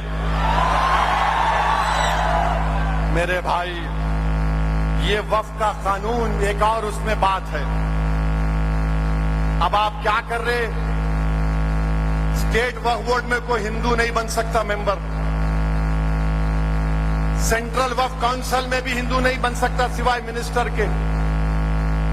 मोदी जी बोल रहे हैं आपकी तकलीफ क्या हिंदू को लेके आई? हमारे को तकलीफ हिंदू भाइयों से नहीं है, हम हिंदू भाइयों से हमारी कोई तकलीफ नहीं है। हमारी तकलीफ यह है कि हिंदू एंडोमेंट बोर्ड जो है, अब जैसा कि उत्तर प्रदेश में काशी विश्वनाथ टेम्पल एक्ट है, उसमें उसका कमिश्नर भी मुसलमान नहीं हो सकता, कानून में लिखा हुआ है। उसमें मेंबर खाली हिंदू हो सकता है, अगर उन्हें हिंदुइज्म को छोड़ दिया तो उसकी मेंबरशिप आउट। वैसे ही आप चले जाइए, तमिलनाडु में ऐसे ही कानून है, आंध्र प्रदेश में, कर्नाटका में, उड़ीसा में। जब वहां पर कोई नॉन हिंदू नहीं बन सकता, यहां पर कैसे बनेगा? अच्छा, फिर ये कानून में क्या बोल रहे? अब आज की तारीख में एक हिंदू भी वक्फ कर सकता है, खाली वक्फ मस्जिद नहीं होती। हिंदू बोलेगा कि नहीं भाई, मैं यतीमों के लिए वक्फ कर रहा हूं, यह वक्फ होता। اب موڈی کیا بول رہے؟ میں ہندوؤں کا لیڈر، ہندو کیسا وقف کریں گے؟ وقف نہیں کرنا۔ کیوں کر رہے معلوم آپ کو؟ کیونکہ راجستھان میں ایسے کئی مقامات پر ہندو راجاؤں نے مسلمانوں کو جائیدادیں دی، تو جب انہوں ہندو ممبر ہی نہیں بنے گا، تو جب نئے قانون بنے گا تو رجسٹریشن میں آئے گا، تو جو راجا دیتے تھے رکھ لو، یہ تم یہ رکھ لو، لکھ کے کچھ نہیں دیتے، انہوں چھیننا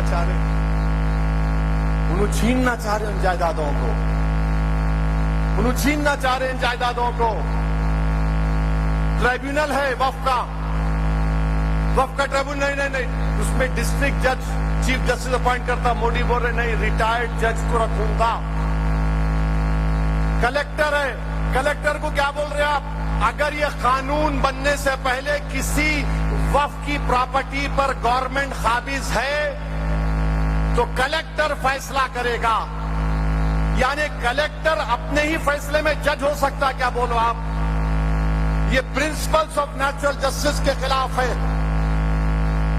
میرے بھائی، یہ قانون اس لیے بنایا جا رہا ہے کہ کاشی متھرا کی مسجدوں کو ہم سے چھین لیا جائے۔ آر ایس ایس بولتی کہ 30,000 مسجدیں ہماری ہیں، مسلمانوں کی نہیں ہیں۔ موڈی پچھلے دروازے سے چھیننا چاہ رہے، پچھلے دروازے سے چھیننا چاہ رہے۔ مسجدوں کو قبضہ کر لو، درگاہوں کو ختم کر دو، خانقاہوں کو برباد کر دو، قبرستانوں کو لے لو اور بلڈنگیں بنا دو وہاں پر۔ ایویکیو پراپرٹی ہے۔ پنجاب ہریانہ میں جو لوگ پاکستان جانے سے پہلے وقف کر دیے، تو موڈی بول رہے نہیں، ایویکیو پراپرٹی ختم۔ ایسا قانون، گندا قانون بنا رہے، وقف کو ختم کرنے کے لیے قانون بنایا جا رہا ہے۔ میری آپ سے گزارش ہے کہ آپ کو اور ہم کو متحدہ طور پر اس کا مقابلہ کرنا ہے، اور جب فیصلہ ہوگا احتجاج کا تو آپ اور ہم احتجاج کریں گے، نہیں کریں گے؟ دم سے نہیں بول رہے، احتجاج ہوگا، آپ ساتھ دیں گے یا خالی ڈی جے کے سامنے ڈانسنگ کریں گے؟ اللہ کی مسجد کو بچانے آئیں گے، اولیاء اللہ کے درگاہوں کو بچانے آئیں گے، اپنے باپ دادا کے قبروں کو بچانے آئیں گے، خانقاہوں کو بچانے نکلیں گے؟ موڈی جی، آپ دیکھ لو، ساری دنیا میں موڈی جاتے ہیں، جہاں کوئی مسلم ملک ملا، مسلم ملک چلے گئے، ایسا ملتے اس سے، یا حبیبی، انہیں بھی بولنا اوف کیا مل رہا بھائی، مگر ہمارے ان بھائیوں کو نہیں معلوم کہ انہوں ہماری خبر کھود دے رہے یہاں پہ۔ اچھا، اب ایک کوئی ملیشیا میں ایک صاحب بیٹھے ہوئے ہیں، نام نہیں لیتا میں، انہوں ایک ویڈیو ڈال دیے۔ اب آر ایس ایس والے بول رہے، انہوں بولے تو تم نہیں بولتے، میرے سامنے بولے، کوئی پارلیمنٹ میں میٹنگ میں تھا، آپ نہیں بولے، انہوں بولے ملیشیا سے۔ میں کیا بولوں؟ بولے آپ نہیں بولیں گے؟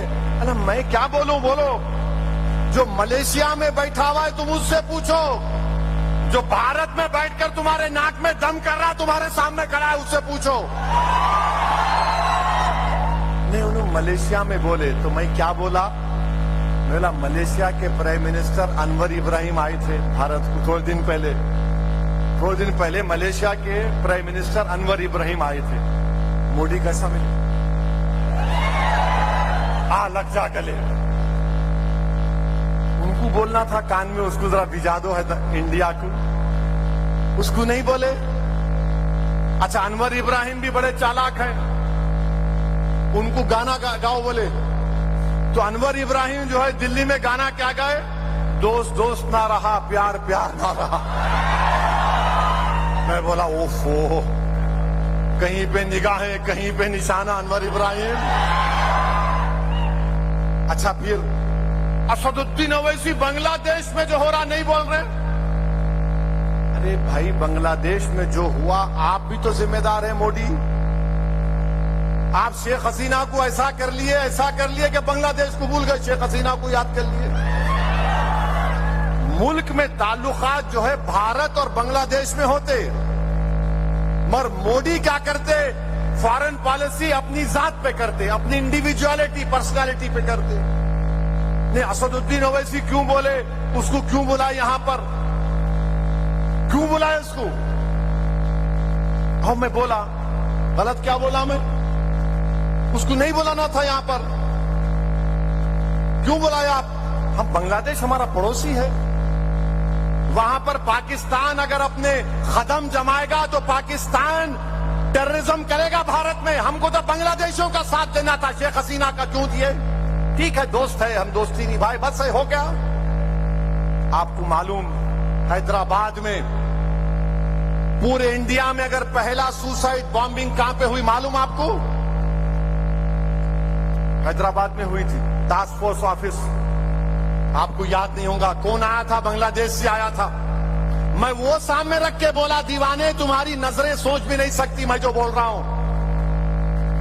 تم بنگلہ دیش سے دوستی کرو, روکو پاکستان کو وہاں پر اپنے قدم جمانے سے. مگر نہیں, مودی جی نہیں, شیخ حسینہ نو نو نو نو. ارے بھائی, آپ کو ان سے اتنی محبت ہے, بول لو ختم کرو, پر بنگلہ دیش کو دوستی کرو.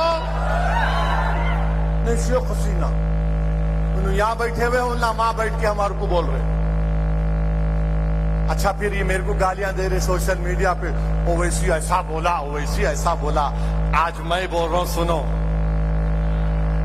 بے شرمو, بے غیرتو, جھوٹ بولنے والوں. اب بنگلہ دیش سے کرکٹ کھیل رہے تو بنگلہ دیش کے ہندو یاد نہیں آ رہے تمہارے کو؟ ہاں, تمہارے منہ میں زبان ہے, میرے پاس بہت بڑی زبان ہے. بنگلہ دیش سے کھیل رہے چنئی میں, ٹک ٹک ٹک ٹک. ماشاءاللہ سراج بھی 2 کھول دیا, بمراہ بھی کر دی. مگر بنگلہ دیش سے کرکٹ میچ کھیل سکتے, اور اویسی سے پوچھتے, اویسی بنگلہ دیش کے ہندوؤں پہ ظلم ہو رہا, تم کیوں کچھ نہیں بول رہے؟ تم کرکٹ میچ کھیلیں گے یہاں پہ, اور دولے بھائی سے پوچھیں گے کیا بولنا. ارے تم کرکٹ بھی نہیں کھیلنا تھا. نہیں, پیسے ملتے نا بھائی, اماں 100 کروڑ کھو دینا ہم لوگ. ہاں, مگر بنگلہ دیش, میں نے مذمت کی بنگلہ دیش کے ہندوؤں پہ جو ظلم ہوا, میں کنڈیم کیا اس کو. بنگلہ دیش کے ہندوؤں پر کوئی ظلم نہیں ہونا چاہیے, کوئی ظلم ہونا نہیں چاہیے. بنگلہ دیش کے ہندوؤں کو اپنے مذہب پہ چلنا چاہیے, اور ہم امید کرتے کہ بنگلہ دیش کی سرکار وہاں کے ہندوؤں کی حفاظت کرے گی. مگر نریندر مودی سے ہم پوچھنا چاہ رہے ہیں, آپ کے دم چھلے جو اویسی اویسی اویسی کہ ڈی جے لگا کے ناچتے, کا میرا نام لے کے تم لوگ کیا تو بھی ہے. میرے بھائی, یہ نریندر مودی کی پالیسی. اب یہ وقف بل میں ایک رنگ برنگے جوکراں بھی پیدا ہو گئے. نہیں نہیں نہیں, مودی جی بہت اچھا کام کر رہے ہیں, ایسا کر رہے ہیں. نہیں, درگاہ بورڈ بننا چاہیے. اچھا, درگاہ بورڈ بننا چاہیے. درگاہ بورڈ کی سپیلنگ نہیں بول سکتے, درگاہ بورڈ بننا چاہیے.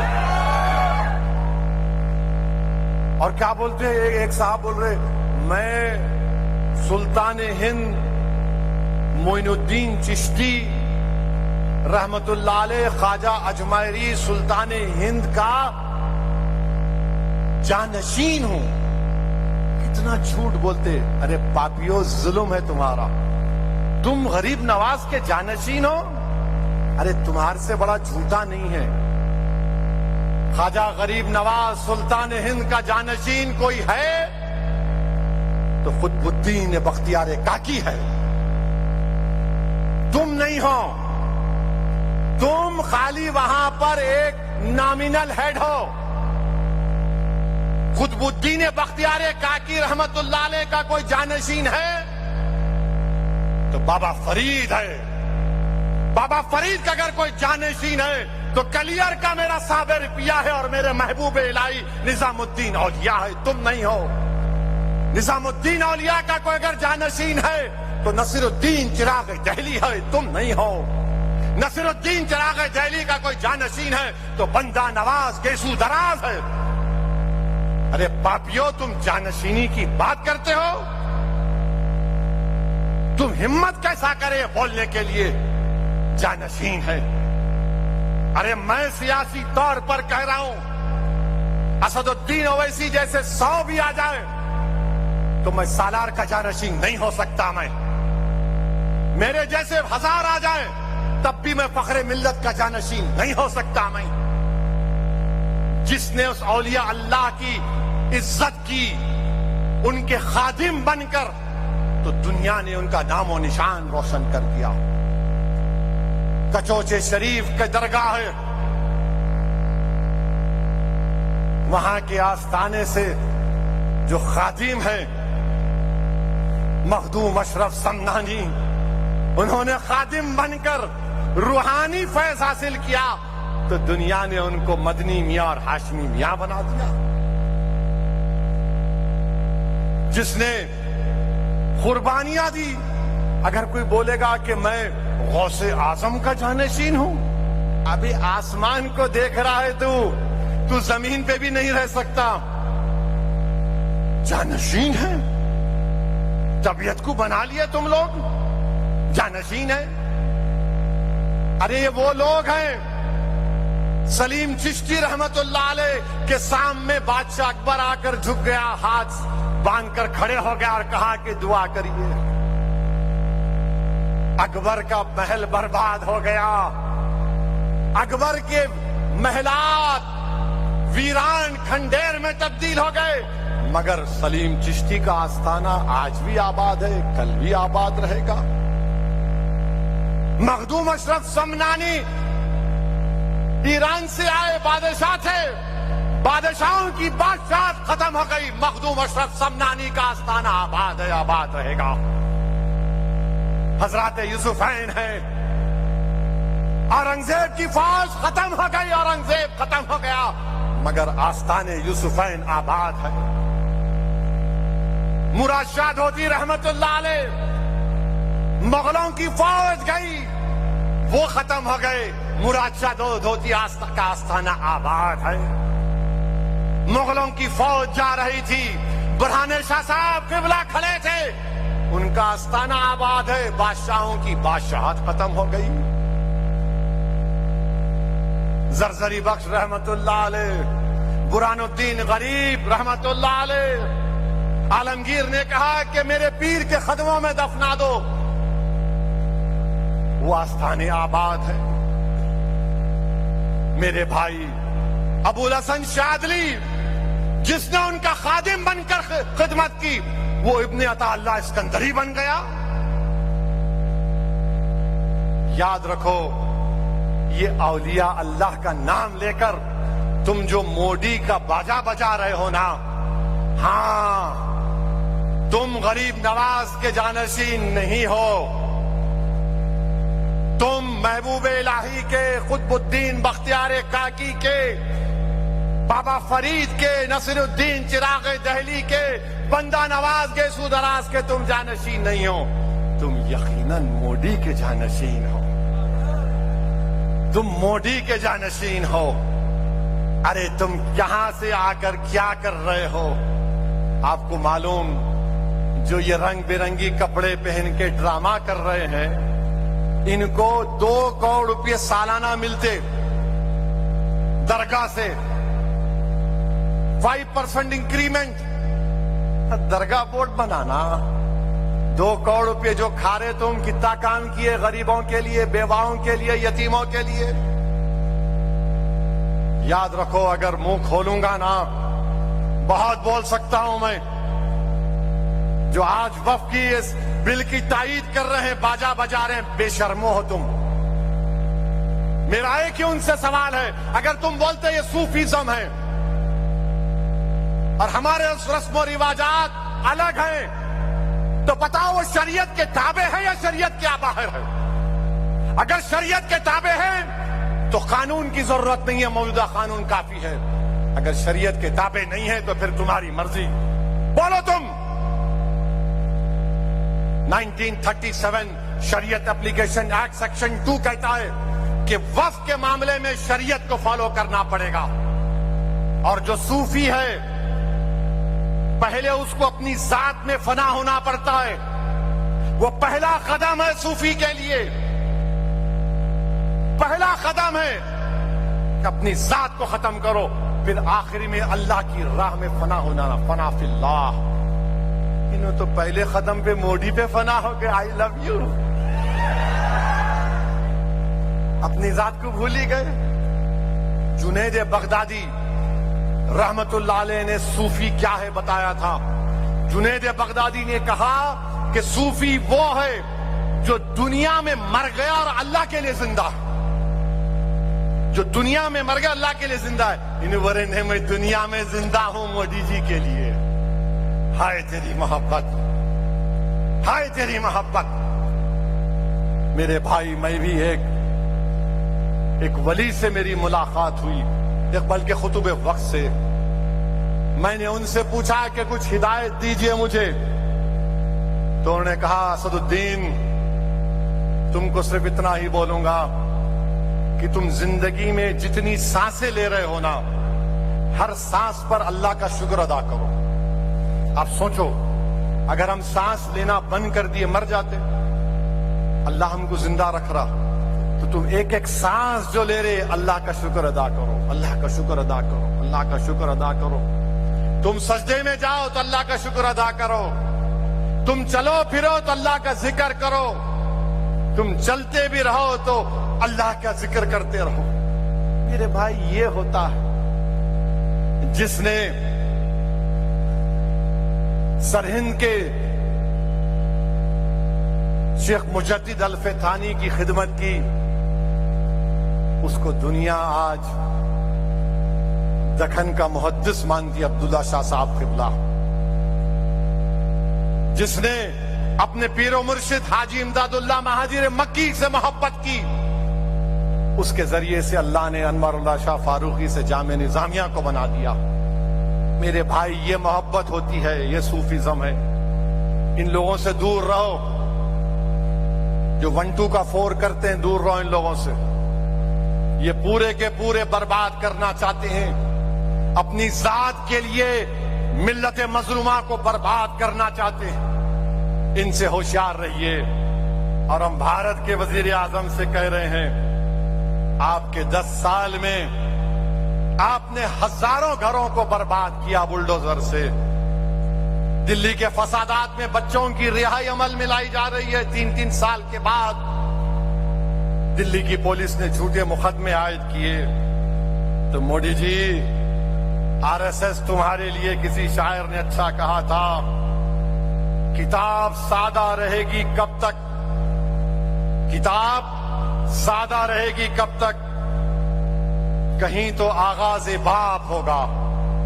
کتاب سادہ رہے گی کب تک, کبھی تو آغاز باب ہوگا. جنہوں نے بستی اجار ڈالی, کبھی تو ان کا حساب ہوگا. اب حساب ہوگا انشاءاللہ تعالی. مودی جی, آپ ہاریں گے, اب ایک کے بعد ایک آپ ہاریں گے انشاءاللہ تعالی.